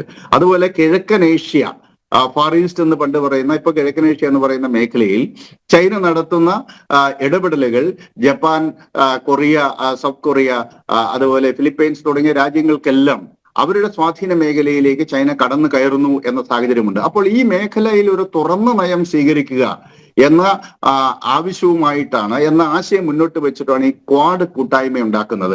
അവിടെയാണ് ഇന്ത്യയും ഓസ്ട്രേലിയയും ജപ്പാനും അമേരിക്കയും ഒക്കെ ചേർന്ന് സഹകരിക്കുന്നത്. അതിൽ ചൈന പക്ഷേ ഇതിനെ ഏഷ്യൻ നാറ്റോ എന്നാണ് വിമർശിക്കുന്നത്. ഏഷ്യൻ നാറ്റോ ആണ് ഇതെന്നാണ് ചൈന വിമർശിക്കുന്നത്. പക്ഷെ ഇന്ത്യയെ സംബന്ധിച്ചിടത്തോളം ഒരു സൈനിക സഖ്യം എന്ന നിലയിലല്ല, മറിച്ച് ഈ മേഖലയുടെ വികസനത്തിനും കപ്പൽ പാതയിലൂടെ സ്വതന്ത്രമായ വ്യാപാരം നടത്താൻ പറ്റുന്ന സാഹചര്യം ഉണ്ടാക്കുക എന്ന ജനാധിപത്യപരമായ ആവശ്യമാണ് ഇന്ത്യ മുന്നോട്ട് വയ്ക്കുന്നത്. ഇത്തരം ഘടകങ്ങളിലെല്ലാം ഇന്ത്യയെ സംബന്ധിച്ച് ഇന്ത്യക്ക് അമേരിക്കയുടെ പിന്തുണ ഇപ്പോൾ കിട്ടുന്നുണ്ട്. അതൊരു പക്ഷേ ട്രംപിന്റെ കാലത്ത് കുറച്ചുകൂടെ ശക്തമായേക്കാം. ഇപ്പോൾ മാൽദ്വീപുമായിട്ടുള്ള ഇന്ത്യയുടെ സംഘർഷത്തിൽ തന്നെ ദിഗോ ഗാർഷ്യ കേന്ദ്രീകരിച്ച് അമേരിക്കയുടെ താവളമുണ്ട്, സൈനിക താവളമുണ്ട്. അപ്പോൾ മാൽദ്വീപ്സിൽ ചൈനയുടെ സൈനിക സാന്നിധ്യം, നാവിക സാന്നിധ്യം ഉണ്ടാകുന്നതിനെ അമേരിക്ക കഠിനമായി വിമർശിച്ച ഒരു പശ്ചാത്തലത്തിൽ കൂടിയാണ് ഇന്ത്യ നയത്തിൽ വളരെ പെട്ടെന്ന് മാറ്റം വരുത്താൻ മുയ്സു തയ്യാറായത്. മാൽദ്വീപിന്റെ പ്രസിഡന്റ്, അദ്ദേഹം വളരെ കടുത്ത ചൈന ഭക്തനാണ്, ചൈനയോട് വളരെ അടുത്ത ബന്ധം പുലർത്തുന്നയാളാണ്. അപ്പം ഏഷ്യൻ മേഖലയിൽ ഇന്ത്യ ചൈന സൗഹൃദം ഒക്കെ യാഥാർത്ഥ്യമാക്കണം എന്നാണ് സ്വാഭാവികമായിട്ട് നമ്മൾ ആഗ്രഹിക്കുന്നത്. നമുക്ക് അയൽക്കാരെ മാറ്റാൻ സാധിക്കില്ല, ശത്രുക്കളെ വേണം നമുക്ക് മാറ്റാം, പക്ഷെ അയൽക്കാരെ മാറ്റാൻ സാധിക്കില്ല. അതുകൊണ്ട് ഇന്ത്യ ചൈന ബന്ധത്തിൽ ഇപ്പോൾ ഗുണകരമായ മാറ്റങ്ങൾ ഉണ്ടായി വരുന്നുണ്ട്. ഇതൊക്കെ ആണെങ്കിലും ഇന്ത്യയുടെ വികസനത്തിന്, ഈ മേഖലയിലുള്ള സഹകരണത്തിന് ഒരുപക്ഷെ ഞാൻ അങ്ങനെയൊക്കെ വരാം, ഒരു ഇടവേള അനിവാര്യമാണ്. അതിനിടയിൽ ഇപ്പോൾ വരുന്ന ബ്രേക്കിംഗ് ന്യൂസ് എന്ന് പറയുന്നത് പ്രസിഡന്റ് ഇലക്ട് ഡൊണാൾഡ് ട്രംപും മെലാനിയയും വൈറ്റ് ഹൗസിൽ എത്തിച്ചേർന്നു എന്നുള്ളതാണ് ഏറ്റവും പുതിയ വിവരം. President Biden and his wife Jill have just welcomed Donald Trump and Melania to the White House. അവിടെ എത്തിച്ചേർന്നു. നിലവിലുള്ള പ്രസിഡന്റും ഭാര്യയും പുതിയ പ്രസിഡന്റിനെയും ഭാര്യയെയും സ്വാഗതം ചെയ്തു. ചായ സൽക്കാരത്തിന് ശേഷം ഇവർ ഒരുമിച്ച് ക്യാപിറ്റൽ ബിൽഡിങ്ങിലേക്ക് നീങ്ങും എന്നുള്ളതാണ് ഏറ്റവും പുതിയ വിവരം. പ്രസിഡന്റ് ട്രംപിൻ്റെ ഇനോഗുറേഷൻ, പുതിയ അമേരിക്കൻ പ്രസിഡന്റിൻ്റെ porters, president of the United States, ആ ഇനോഗുറേഷൻ, ആ സത്യപ്രതിജ്ഞാ ചടങ്ങിൻ്റെ ഓരോ നിമിഷവും തത്സമയം കാണാവുന്നതാണ് ജന TV പ്രേക്ഷകർക്ക് ഇനി അങ്ങോട്ടുള്ള നിമിഷങ്ങളിൽ. പ്രസിഡന്റ് ഡൊണാൾഡ് ട്രംപ് ആവാൻ ഇനി ഏതാനും മണിക്കൂറുകൾ, കഷ്ടിച്ച് 2 മണിക്കൂർ. അപ്പോഴേക്കും സത്യപ്രതിജ്ഞ നടക്കും വാഷിംഗ്ടൺ DC ക്യാപിറ്റൽ ബിൽഡിംഗിൽ. ദ ട്രംപ് ഇനോഗുറേഷൻ തത്സമയ സംപ്രേഷണം ഉണ്ടാവും ജന TVയിൽ. നിരന്തരമായി അതിൻ്റെ ഓരോ നിമിഷവും ആവേശത്തിൻ്റെയും ആഘോഷത്തിൻ്റെയും പരേഡിൻ്റെയും അവിടുത്തെ സംഗീത വിരുന്നിൻ്റെയും ഏറ്റവും ഒടുവിൽ ഡൊണാൾഡ് ട്രംപിൻ്റെ ഇനോഗറൽ അഡ്രസ്സിൻ്റെയും നമ്മുടെ അതിഥികൾ തുടരുന്നു. ഡോക്ടർ മോഹൻ വർഗീസ്, 2 കാര്യങ്ങൾ. ഒന്ന്, ക്വാഡിൻ്റെ പ്രാധാന്യം വർദ്ധിക്കുന്നു. 2, ക്വാഡിൽ ഭാരതത്തിൻ്റെ സ്വാധീനം വർദ്ധിക്കുന്നു. 3, ചൈന എന്ന പൊതുഭീഷണിക്ക് മുന്നിൽ ഒരിക്കൽ കൂടി കുറെ കൂടി അടുത്ത് സഹകരിച്ച് നീങ്ങാൻ ഡൊണാൾഡ് ട്രംപിനും നരേന്ദ്രമോദിക്കും കഴിയും എന്നുള്ള വിശ്വാസം. അങ്ങ് തന്നെ ചൂണ്ടിക്കാട്ടിയതുപോലെ ഒരു പക്ഷേ ഏറ്റവും പെട്ടെന്ന് ഭാരതം സന്ദർശിക്കാനുള്ള ക്ഷണക്കത്തായിരിക്കാം വിദേശമന്ത്രി S. ജയശങ്കർ കയ്യിൽ കരുതിയിരിക്കുന്നത്. എങ്ങനെ കാണുന്നു ഈ സാധ്യതകളെ ഡോക്ടർ മോഹൻ വർഗീസ്? ക്വാഡ് രൂപപ്പെടുത്തിയത് ഒരു സൈനിക സഖ്യം എന്ന നിലയിലല്ല, ഒരു സഹകരണ വേദി എന്ന നിലയിലും സമുദ്രങ്ങളിലെ ജോയിൻറ്റ് നേവൽ എക്സസൈസ് ഇതെല്ലാം സാധ്യമാകുന്ന രീതിയിലാണ് തന്ത്രപ്രധാനമായ ഒരു സഖ്യം തന്നെയാണ്. അതും 4 രാജ്യങ്ങളും അതിശക്തമായ രാജ്യങ്ങൾ തന്നെയാണ്. ആ ദക്ഷിണ കടലുകൾ, പ്രത്യേകിച്ച് ഇന്ത്യൻ ഓഷ്യൻ റീജ്യൻ, അതിൻ്റെ തെക്ക് കിഴക്കായി സ്ഥിതി ചെയ്യുന്ന ഓസ്ട്രേലിയ, ഇന്ത്യൻ ഓഷ്യൻ റീജ്യൻ്റെ വടക്ക് ഭാഗത്ത് സ്ഥിതി ചെയ്യുന്ന അല്ലെ പസഫിക് ഓഷ്യൻ്റെ തീരത്ത് സ്ഥിതി ചെയ്യുന്ന ജപ്പാൻ, ഇന്ത്യൻ ഓഷ്യൻ്റെ പ്രധാനപ്പെട്ട ഘടകമായ ഭാരതം, ഇന്ത്യൻ ഓഷ്യൻ്റെ ആ റീജ്യന് പുറത്തുള്ള അമേരിക്ക, ഇതെല്ലാം തന്നെ ചേരുന്നത് ഒരു നാവിക സഖ്യം, നാവിക സൈനിക സഖ്യം എന്ന നിലയിലല്ല, മറിച്ച് സഹകരണത്തിൻ്റെ പുതിയ പന്ഥാവ് എന്ന നിലയിലാണ്. ആ ഒരു സഖ്യം ഒരുപക്ഷെ അതിൻ്റെ ഒരു മീറ്റിംഗ് ഉടനടി നടത്തേണ്ടതുണ്ട്. അപ്പം ഇവിടെ Shri K V S Haridas സൂചിപ്പിച്ചതുപോലെ ആ ക്ഷണക്കത്തിൽ ഒരുപക്ഷെ ക്വാഡ് മീറ്റിങ്ങിൽ അമേരിക്കയുടെ പ്രസിഡന്റ് തന്നെ നേരിട്ട് പങ്കെടുക്കാനുള്ള ഒരു സാഹചര്യം, പ്രത്യേകിച്ച് ഡൽഹിയിൽ വെച്ച് നടക്കേണ്ട ഇന്ത്യ ആതിഥ്യം വരളുന്ന ആ മീറ്റിങ്ങിൽ ഒരുപക്ഷെ ഡൊണാൾഡ് ട്രംപിൻ്റെ ആദ്യ വിദേശ സന്ദർശനം തന്നെ ഭാരതത്തിലേക്കായാൽ പോലും അത്ഭുതപ്പെടാനില്ല എന്നതാണ്. ഇപ്പം ഇതൊക്കെ ഒരുപാട് സന്ദേശങ്ങളാണ് ചൈനയ്ക്ക് നൽകുന്നത്.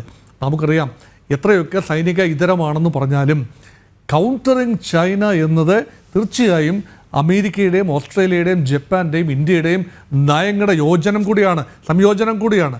അതാണ് കൺവേർജൻസ് ഓഫ് ഇൻട്രസ്റ്റ്. അപ്പോൾ ഈ ഒരു ദക്ഷിണ ചൈന കടലിന് പുറത്തേക്ക് ചൈനയുടെ സാന്നിധ്യം വ്യാപിക്കുന്നതിനെക്കുറിച്ച് ഇവിടെ Shri doctor P J Vincent ഉൾപ്പെടെയുള്ള ആളുകൾ കാര്യമായി സംസാരിക്കുകയും ചെയ്തതാണ്. അപ്പോൾ അവിടെ ഇന്ത്യയെ സംബന്ധിച്ചിടത്തോളം ശക്തനായ ഒരു നാവിക പങ്കാളി അവിടെ ആവശ്യമുണ്ട്. അല്ല എങ്കിൽ ഈ നമ്മുടെ ഒരു ജിയോ പൊളിറ്റിക്സ് തന്നെ മാറിപ്പോകും. അതുകൊണ്ട് ചൈനയുടെ ഒരു സാന്നിധ്യം ഇന്ത്യൻ ഓഷ്യനിൽ കൂടുതൽ വർദ്ധിച്ചു വരികയാണ്. പ്രത്യേകിച്ച് ബംഗ്ലാദേശിൽ നടന്ന ഒരു അധികാര കൈമാറ്റത്തെയൊക്കെ ഇന്ത്യ വളരെ ആശങ്കയോടെ കാണുന്നതിൻ്റെ പ്രധാന കാരണം തന്നെ വർദ്ധിച്ചു വരുന്ന ചൈനീസ് സാന്നിധ്യമാണ്. ബംഗ്ലാദേശിലെ ചിറ്റഗോങ് തുറമുഖം, ശ്രീലങ്കയിലെ ഹംബൻ തോറ്റ തുറമുഖം, മാലദ്വീപിലെ ഏതാനും തുറമുഖങ്ങൾ, പാകിസ്ഥാനിലെ ഗദ്ദാർ തുറമുഖം, ഇതെല്ലാം തന്നെ ആ ഒരു ചൈനീസ് സ്കീം ഓഫ് തിങ്സിൻ്റെ ഭാഗമാണ്. കടക്കണി ഡിപ്ലോമസി അല്ലെങ്കിൽ ഡെറ്റ് ട്രാപ്പ് ഡിപ്ലോമസി ഇത് തിരിച്ചറിഞ്ഞ് വരുമ്പോഴത്തേക്കും വൈകും. പക്ഷേ ഇയാം പാറ്റകളെ പോലെ തന്നെ ഈ പല രാജ്യങ്ങളും, 3-4 ലോക രാജ്യങ്ങൾ പലരും, ആഫ്രിക്കയിലെ ഉൾപ്പെടെയുള്ള രാജ്യങ്ങൾ ചൈനയുടെ ഈ പദ്ധതിയിൽ വീണു പോകാറുണ്ട്. അങ്ങനെ വീണു പോകുന്ന രാജ്യങ്ങൾക്ക് ഒരു സാന്ത്വനമായി ഭാരതം പ്രവർത്തിക്കുന്നു. ശ്രീലങ്ക ഉൾപ്പെടെയുള്ള രാജ്യങ്ങൾ അന്തരാള അവസ്ഥയിൽ എത്തിയപ്പോൾ സഹായിച്ചു നിർത്തുന്നത് ഭാരതമാണ്. പക്ഷേ ഇപ്പോൾ അവിടെയും ആശങ്കയുണ്ട്. കഴിഞ്ഞ ആഴ്ച ശ്രീലങ്കയുടെ പുതിയ ഭരണാധികാരി അനുര കുമാര ദിസനായിക ചൈന സന്ദർശിച്ച് ചൈനയുടെ ഏറ്റവും വലിയ താല്പര്യ മേഖലയെ, ദക്ഷിണേഷ്യയിലെ താല്പര്യ മേഖലയാണ് ശ്രീലങ്ക എന്ന് ഷീ ജിൻപിൻ പറഞ്ഞപ്പോൾ അതൊക്കെ ഇന്ത്യ ഹരിച്ചു കുണിച്ചെടുക്കുന്ന വാചകങ്ങളാണ്. അപ്പം അതുകൊണ്ടാണ് ട്രംപിൻ്റെ വരവിനെ ഇന്ത്യ സ്വാഗതം ചെയ്യുന്നതിൻ്റെ വലിയൊരു കാരണമെന്ന് പറഞ്ഞാൽ ട്രംപിന് ചരിത്രപരമായി കഴിഞ്ഞ പ്രസിഡൻസിയുടെ കാലത്തെ ഒരു തീർച്ചയായും ഇന്ത്യയുമായി വളരെ അടുത്ത് നിന്ന്, എനിക്ക് തോന്നുന്നത് അമേരിക്കയുടെ മുൻകാല പ്രസിഡന്റുമാരുടെ എല്ലാം ഒരു ലിസ്റ്റ് എടുത്ത് നോക്കിയാൽ ഇന്ത്യയുമായി ഏറ്റവും അധികം സൗഹൃദം പുലർത്തിയിരുന്ന വ്യക്തിപരമായ രീതിയിൽ, രാജ്യമെന്ന നിലയിലല്ല, തീർച്ചയായിട്ടും നിർണായകമായ കരാറുകൾ പലതും ഉണ്ടായിട്ടുണ്ട്. 1-2-3 എഗ്രിമെൻറ്റ് ഉൾപ്പെടെയുള്ള കാര്യങ്ങൾ അമേരിക്ക ഇന്ത്യയും തമ്മിലുണ്ട്, ട്രംപ് വരുന്നതിന് മുൻപാണ്. പക്ഷേ വ്യക്തി എന്ന നിലയിൽ ഇന്ത്യയുടെ ഭരണ നേതൃത്വവുമായും ഇന്ത്യ രാജ്യവുമായും ഏറ്റവും അധികം ചേർന്ന് നിന്ന ആളെന്നുള്ള നിലയിൽ ട്രംപിനെ ഇന്ത്യ വളരെ ഗൗരവത്തോടെയാണ് കാണുന്നത്, സന്തോഷത്തോടു കൂടിയാണ് സ്വീകരിക്കുന്നത്, രാഷ്ട്രീയ ഭേദമില്ലാതെ തന്നെ. അതുകൊണ്ടാണ് ശ്രീ പ്രദീപ് ചോദിച്ച ദക്ഷിണേഷ്യയുടെ ആ ഒരു ശക്തി സമവാക്യങ്ങളിൽ ട്രംപിൻ്റെ നയങ്ങൾക്ക് നിർണായകമായ ഒരു പ്രാധാന്യമുണ്ടാകും. കാരണം blow it hot and blow it cold, ഇതായിരിക്കണം ട്രംപിൻ്റെ നയം. അതായത് ചൈനയെ നിർത്തേണ്ട ഇടത്ത് നിലയ്ക്ക് നിർത്തുകയും അതേസമയം സഹകരിക്കാവുന്ന എല്ലാ മേഖലയിലും ചൈനയുമായി സഹകരിച്ച് മുന്നോട്ട് പോവുക. അതുകൊണ്ട് ഒരു ബാലൻസിങ് ആക്ട്, ഒരു great balancing act between India and China, അതുപോലെ തന്നെ മറ്റൊരു balancing act between Arab world and Israel, അതും സമാന്തരമായി നടക്കുന്നു. കാരണം ട്രംപിന് ബിസിനസ് ഇൻട്രസ്റ്റ് ആണ്. എല്ലാവരും സൂചിപ്പിക്കുന്ന പോലെ ട്രംപ് പക്ക ബിസിനസ്സുകാരനാണ്. അപ്പോൾ തൻ്റെ സ്വന്തം ബിസിനസ് ഇൻട്രസ്റ്റും അമേരിക്കയ്ക്ക് വേണ്ടി ലോക ബിസിനസ്സിനെ ക്രമീകരിച്ചെടുക്കുന്ന ചുമതലയും എല്ലാം ചേരുമ്പോൾ ട്രംപിൻ്റെ റിയൽ എസ്റ്റേറ്റ് മോഹങ്ങൾ തീർച്ചയായും പൂനെയിലേക്കും ബോംബെയിലേക്കും ഇനി ബാംഗ്ലൂരിലേക്കും ഹൈദരാബാദിലേക്കും ഒരുപക്ഷെ തിരുവനന്തപുരത്തേക്കും ഒക്കെ നീങ്ങാനുള്ള സാധ്യതയുണ്ട്. അതിനുള്ള കളമൊരിക്കൽ കൂടിയുണ്ട്. കാരണം ട്രംപ് ഒരു എംപയറാണ്, അല്ലെങ്കിൽ ഒരു റിയൽ എസ്റ്റേറ്റ് എംപയറിൻ്റെ ഉടമ കൂടിയാണ്, കേവലം അമേരിക്കൻ പ്രസിഡന്റ് അല്ല. അതുകൊണ്ട് വികസ്വര വിപണികളിൽ ട്രംപിന് വലിയ താല്പര്യമുണ്ട്, റിയൽ എസ്റ്റേറ്റ് താല്പര്യമുണ്ട്. അതുപോലെ തന്നെ ഈ ബാലൻസിങ് ആക്ടിന് വേണ്ടി ഏതറ്റം വരെ പോകും. Russia, Ukraine, Arab Israel, India, China, ഈ ബാലൻസിങ്ങിൻ്റെ ഒരു ഉസ്താദായി മാറാനുള്ള സാധ്യതയുണ്ട്. ചരിത്രത്തിൽ ഇപ്പോൾ 79 വയസ്സുള്ള ട്രംപ് ചരിത്രത്തിൽ ഇനിയൊരു അംഗത്തിനുള്ള ബാല്യമില്ല, ഇനി നടക്കുന്നതുമില്ല. 2 പ്രാവശ്യമേ ഒരാൾക്ക് അമേരിക്കൻ പ്രസിഡന്റ് ആയിരിക്കാൻ സാധിക്കൂ. അതുകൊണ്ട് ഈ ടേം ആഘോഷമാക്കി മാറ്റാനും അമേരിക്കയുടെ മാത്രമല്ല ലോക ചരിത്രത്തിൽ തൻ്റേതായ ഒരു ഇടം അടയാളപ്പെടുത്താൻ ആഗ്രഹിക്കുന്ന ഒരു വ്യക്തിയാണ്. കാരണം a man with a difference, ഇതാണല്ലോ ട്രംപിനെ കുറിച്ച് പറയുന്നത്. പലരും പറയും അൺപ്രഡിക്റ്റബിൾ ആണ്, പക്ഷേ എനിക്ക് തോന്നുന്നു അൺപ്രഡിക്റ്റബിൾ എന്നതിനേക്കാൾ കൂടുതൽ കൃത്യമായ ദിശാബോധം, ഒരു ബിസിനസ്സുകാരൻ്റെ ദിശാബോധമാണ്, അത് കൃത്യതയാണ്. അപ്പോൾ ലാഭ നഷ്ടങ്ങളെക്കുറിച്ച് വ്യക്തമായിട്ടറിയാം. അദ്ദേഹത്തിൻ്റെ ടാർഗറ്റ് ഗ്രൂപ്പിനെ കുറിച്ച് അദ്ദേഹത്തിന് അറിയാം. അമേരിക്ക എന്ന രാജ്യമാണ് ട്രംപിന് മാൻഡേറ്റ് കൊടുത്തിരിക്കുന്നത്. അതുകൊണ്ട് അമേരിക്കയുടെ താല്പര്യം ആണ് ആദ്യം ഉയർത്തിക്കാട്ടേണ്ടത്. ലോക സമാധാനത്തെക്കുറിച്ചും നീതിയെക്കുറിച്ചും എല്ലാം വാദോരാതെ സംസാരിക്കും. പക്ഷേ അമേരിക്കയ്ക്ക് സ്വീകാര്യമാകുന്ന രീതിയിൽ സമാധാനം കൊണ്ടുവരിക എന്നത് തന്നെയായിരിക്കും പോളിസി. അങ്ങനെ ദക്ഷിണേഷ്യയിൽ ഉൾപ്പെടെ കാര്യമായ സംഘർഷങ്ങൾ ഒഴിവാക്കി നിർത്താൻ ക്വാഡ് ഉൾപ്പെടെയുള്ള സഖ്യങ്ങളുടെ മിതമായ പ്രവർത്തനം സുഗമമായി നടക്കുന്ന രീതിയിൽ ട്രംപ് കാര്യങ്ങൾ ക്രമീകരിക്കുമെന്ന് തന്നെയാണ് എനിക്ക് തോന്നുന്നത്. ശരി, ഡോക്ടർ മോഹൻ വർഗീസ്, അങ്ങിലേക്ക് വരാൻ ഒരു ചെറിയ ഇടവേളയിലേക്ക് പോകേണ്ടതുണ്ട്. ദ ട്രംപ് ഇനോഗ്രേഷൻ സ്പെഷ്യൽ എഡിഷനിൽ അതിനുശേഷം മുൻ അംബാസഡറും വിദേശകാര്യ വിദഗ്ധനുമായ ശ്രീ TP ശ്രീനിവാസനും ചേരും. ഇനി അല്പസമയം മാത്രമാണ് ദ ട്രംപ് ഇനോഗ്രേഷൻ അഥവാ പ്രസിഡന്റ് ഡൊണാൾഡ് ട്രംപ് എന്ന പ്രഖ്യാപനം വരാനായി. ആ സത്യപ്രതിജ്ഞയ്ക്കായി വാഷിംഗ്ടൺ DC ക്യാപിറ്റൽ മന്ദിരത്തിൽ നടക്കുന്ന ചടങ്ങ്, ലോകം മുഴുവൻ ഉറ്റുനോക്കുന്ന ആ ചടങ്ങ്, അതിനുശേഷം അദ്ദേഹത്തിൽ നിന്നുണ്ടാകുന്ന പ്രഖ്യാപനങ്ങൾ എന്തൊക്കെയാണ്, ഓവൽ ഓഫീസിൽ എത്തിക്കഴിഞ്ഞാൽ ഒപ്പിടാൻ പോകുന്നത് ഏതൊക്കെ എക്സിക്യൂട്ടീവ് ഓർഡേഴ്സ് ആയിരിക്കാം, ഇങ്ങനെ ഒട്ടനവധി ചോദ്യങ്ങൾ നമ്മുടെ മുന്നിലുണ്ട്. ശ്രീ KVS ഹരിദാസ്, ഒരിക്കൽ കൂടി ഭാരതത്തിന് എത്ര കണ്ട് പ്രതീക്ഷയ്ക്ക് വക നൽകുന്നു ട്രംപിൻ്റെ രണ്ടാം വരവ്? ഇവിടെ പ്രദീപ്, നമ്മൾ ശ്രദ്ധിക്കേണ്ട ഒരു കാര്യം, ഈ ട്രംപിൻ്റെ ചില ടാർഗറ്റുകളുണ്ട്. അദ്ദേഹം അത് മറച്ചു വയ്ക്കുന്നില്ല. ഈ ഇടതുപക്ഷ മാവോയിസ്റ്റ്, കമ്മ്യൂണിസ്റ്റ് അച്യുതണ്ടിന് അദ്ദേഹം എതിരാണ്. റാഡിക്കൽസിന് അദ്ദേഹം എതിരാണ്. ഇസ്ലാമിക ജിഹാദി ശക്തികൾക്ക് അദ്ദേഹം ഈ ശക്തമായ നിലപാടെടുക്കുന്നു. നുഴഞ്ഞു കയറ്റത്തിന് എതിരാണ് അദ്ദേഹം. അനധികൃത കുടിയേറ്റത്തിന് അദ്ദേഹം എതിരാണ്. ക്രമസമാധാന പ്രശ്നങ്ങളിൽ കർക്കശമായ നിലപാടെടുക്കണം എന്ന് ആവർത്തിച്ചു പറയുന്നു. ഈ നയപരമായ ഈ നിലപാടുകളൊന്നും എടുത്തു നോക്കൂ. ഇന്ത്യ നേരിടുന്ന അതേ പ്രശ്നം തന്നെയല്ലേ ട്രംപിൻ്റെ മുമ്പിലുമുള്ളത്. ഇന്ത്യക്കും ഇതേ പ്രശ്നമുണ്ട്. റാഡിക്കൽസിൻ്റെ പ്രശ്നമുണ്ട്, ജിഹാദികളുടെ പ്രശ്നമുണ്ട്, നുഴഞ്ഞുകയറ്റത്തിൻ്റെ പ്രശ്നമുണ്ട്. നമ്മൾ ബംഗ്ലാദേശിൽ നിന്നുള്ള നുഴഞ്ഞുകയറ്റം ഉണ്ടാക്കുന്ന തലവേദനകൾ ഓരോ ദിവസവും നമ്മൾ അഭിമുഖീകരിക്കുന്നുണ്ട്. ഇപ്പോൾ ഡൽഹിയിലും ബോംബെയിലും ഒക്കെ തന്നെ അനധികൃത കുടിയേറ്റക്കാരെ പിടികൂടാനുള്ള ശ്രമങ്ങൾ ശക്തമായിട്ട് നടക്കുന്നത് നമ്മൾ കാണുന്നുണ്ട്. ഇങ്ങനെ എല്ലാ തരത്തിലും ഇന്ത്യക്ക് സമാനമായ പ്രശ്നങ്ങൾ ഇന്ന് US അഭിമുഖീകരിക്കുന്നുണ്ട്. ഇത്തരം പ്രശ്നങ്ങളിലൊക്കെ ഒരു യോജിച്ച നിലപാടും യോജിച്ച മനസ്സോടെയുള്ള നീക്കവും നടത്താൻ ഇന്ത്യക്കും അമേരിക്കയ്ക്കും കഴിഞ്ഞാൽ തന്നെ വലിയ കാര്യമല്ലേ. ഞാനിന്നിപ്പോൾ ഒരു ട്വീറ്റ് കണ്ടു. അമേരിക്കയിൽ നിന്ന് അനധികൃത കുടിയേറ്റക്കാരെ പുറത്താക്കുന്നു എന്നുള്ള ട്രംപിൻ്റെ നിലപാടിനെതിരെ ശക്തമായിട്ട് പ്രതികരിച്ച ഒരാൾ പുതിയ മാർപ്പാപ്പയാണ്. മാർപ്പാപ്പ പറയുന്നു അത് അമേരിക്കയ്ക്കും മാത്രമല്ല ലോകത്തിന് തന്നെ വളരെ ഡാമേജിങ് ആകുമെന്ന്. അതിനോട് ട്രംപിനോട് ചേർന്ന് നിൽക്കുന്ന ഒരു സുഹൃത്തിൻ്റെ പ്രതികരണം എന്താണെന്ന് അറിയാമോ? ഞങ്ങൾ പുറത്താക്കുന്ന ആൾക്കാരെ മുഴുവൻ വത്തിക്കാനിൽ കൊണ്ട് പുനരുദ്ധരിപ്പിക്കാൻ വേണമെങ്കിൽ മാർപ്പാപ്പ KVS ഹരിദാസ്, ഒരു കാര്യം കൂടി ഞാനൊന്ന് ചൂണ്ടിക്കാട്ടിക്കൊള്ളട്ടെ. ഇത്തരം കുടിയേറ്റത്തിന്റെ ഫലം ഇന്ന് UK അടക്കമുള്ള യൂറോപ്യൻ രാജ്യങ്ങൾ അഭിമുഖീകരിക്കുന്നു. സ്വന്തം രാജ്യത്ത് എന്ത് ചെയ്യണം എന്ന് തീരുമാനിക്കാൻ പോലും കഴിയാതെ കൂട്ടബലാത്സംഗത്തിന് സ്വന്തം രാജ്യത്തെ വനിത ഇരയായപ്പോൾ അതിലൊരു ദേശീയതല അന്വേഷണം പോലും നടത്താനാവാത്ത നിസ്സഹായ അവസ്ഥയിൽ നോക്കി നിൽക്കുകയാണ് UK, England, the great Britain, ലോകമടക്കി വാണിരുന്നവർ. അതും കൂടി ഓർക്കണം. ശ്രീ ഹരിദാസ്, തുടരാം. അതേ പ്രദീപ്, അതൊരു താങ്കൾ സൂചിപ്പിച്ച ഒരു പ്രധാനപ്പെട്ട കാര്യമാണ്. ഇന്ന് ലണ്ടനിലെ തെരുവീഥികളിൽ ഈ പറയുന്ന ഇസ്ലാമിക ജിഹാദി ശക്തികളുടെ കൂറ്റൻ പ്രകടനം നമ്മൾ കാണുന്നില്ലേ? ആർക്കെതിരായിട്ടാ? ബ്രിട്ടനെതിരായിട്ടാ? അല്ലെങ്കിൽ ലോക സമ്പദ്ഘടനയ്ക്കെതിരായിട്ടാ? ലോക സമാധാനത്തിനെതിരായിട്ടാ? ഇത്തരം ശക്തികൾ ലോകത്തിൻ്റെ പല ഭാഗങ്ങളിലും ശക്തി പ്രാപിച്ചിട്ടുണ്ട്. അതിന് ജാതിയുടെയും മതത്തിൻ്റെയും പരിവേഷം മാത്രമല്ല, ഈ ഏത് ജാതിയാണെങ്കിലും ഏത് മതമാണെങ്കിലും അവൻ എടുക്കുന്ന നിലപാടുകളുണ്ടല്ലോ, ഭീകരവാദത്തിൻ്റെ നിലപാട്, അതിനെതിരായിട്ട് ശക്തമായിട്ട് നിലകൊള്ളുന്ന ഒരു സമീപനം ഇന്ത്യ കൈക്കൊണ്ടിട്ടുണ്ട്. അതിനൊപ്പം ട്രംപ് ഉണ്ടാകണം, ട്രംപിനൊപ്പം ഇന്ത്യ ഉണ്ടാകും എന്നതാണ് എനിക്ക് തോന്നുന്നത്. അത് മാത്രമല്ല, ഇന്ന് അടുത്ത 4 വർഷക്കാലം ലോക രാഷ്ട്രീയത്തെ നിയന്ത്രിക്കുന്ന ശക്തികളായിട്ട് ഇന്ത്യയും അമേരിക്കയും മാറും, മോഡിയും ട്രംപും മാറും. അതാണ് ഏറ്റവും പ്രധാനം എന്നാണ് ഞാൻ ആഗ്രഹിക്കുന്നത്, ഞാൻ വിചാരിക്കുന്നത്. കാരണം ഇവർക്ക് ഇത്തരം വിഷയങ്ങളിൽ യോജിച്ച് നീങ്ങാനുള്ള മനസ്സുണ്ട്. അത് ലോകത്തിന് നൽകുന്ന മെസ്സേജ് വളരെ ക്ലിയറാണ്.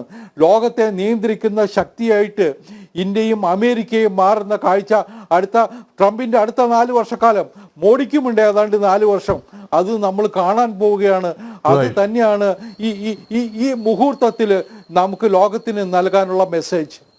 ശ്രീ ഹരിദാസ്, ഞാനൊന്ന് ഇടപെടുന്നു. ശ്രീ TP ശ്രീനിവാസൻ ചേരുന്നു. അവസാന നിമിഷങ്ങളിലേക്ക് കടക്കുകയാണ് Janam debate special edition. Shri TP Srinivasan sir, സ്വാഗതം. വളരെ പെട്ടെന്ന് എങ്ങനെ കാണുന്നു ഡൊണാൾഡ് ട്രംപ് 2.0, രണ്ടാം വരവിലെ ട്രംപ്? ഭാരതത്തിന് അത് നൽകുന്ന പ്രതീക്ഷ എന്താണ്? ശ്രീ TP ശ്രീനിവാസൻ, അങ്ങേക്ക് കേൾക്കാമെങ്കിൽ. ഡൊണാൾഡ് ട്രംപ് അധികാരമേൽക്കാൻ ഇനി ഏതാണ്ട് 1.5 മണിക്കൂർ മാത്രമാണ് സത്യപ്രതിജ്ഞയ്ക്ക്. എന്താണ് പ്രസിഡന്റ് ഡൊണാൾഡ് ട്രംപ് ഭാരതത്തിന് നൽകുന്ന പ്രതീക്ഷകൾ?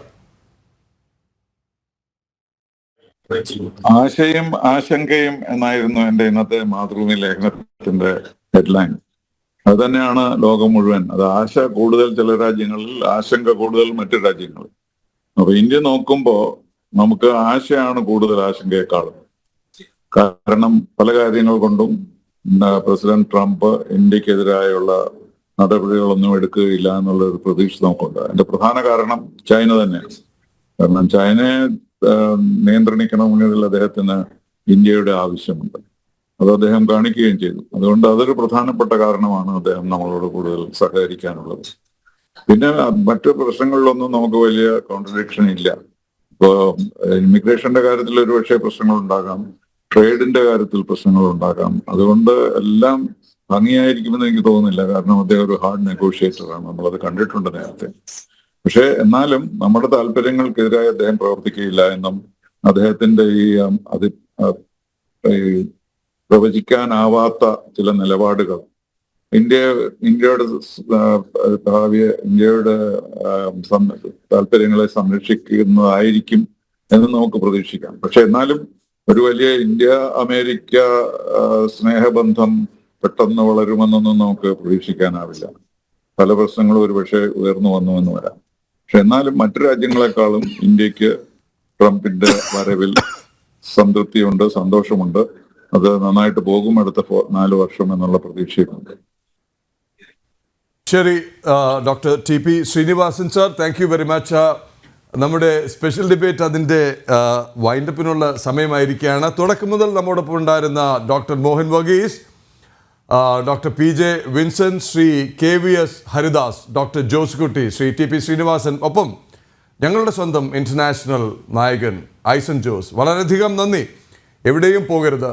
ഇനിയുള്ള ഓരോ നിമിഷവും, ഓരോ മണിക്കൂറുകളിലും ട്രംപ് ഇനോഗ്രേഷൻ്റെ അപ്ഡേറ്റ്സ്, ഡൊണാൾഡ് ട്രംപ് ഒരിക്കൽ കൂടി പ്രസിഡന്റ് ഡൊണാൾഡ് ട്രംപ് ആകുന്ന നിമിഷങ്ങൾ തത്സമയം വാഷിംഗ്ടൺ DC യിൽ നിന്ന് ജനം TV പ്രേക്ഷകർക്കായി എത്തിക്കും. ഇനി ഒരു ചെറിയ ഇടവേള, അതിനുശേഷം ജനം ടുനൈറ്റുമായി CG ഉമേഷ് ചേരും. നമസ്തേ.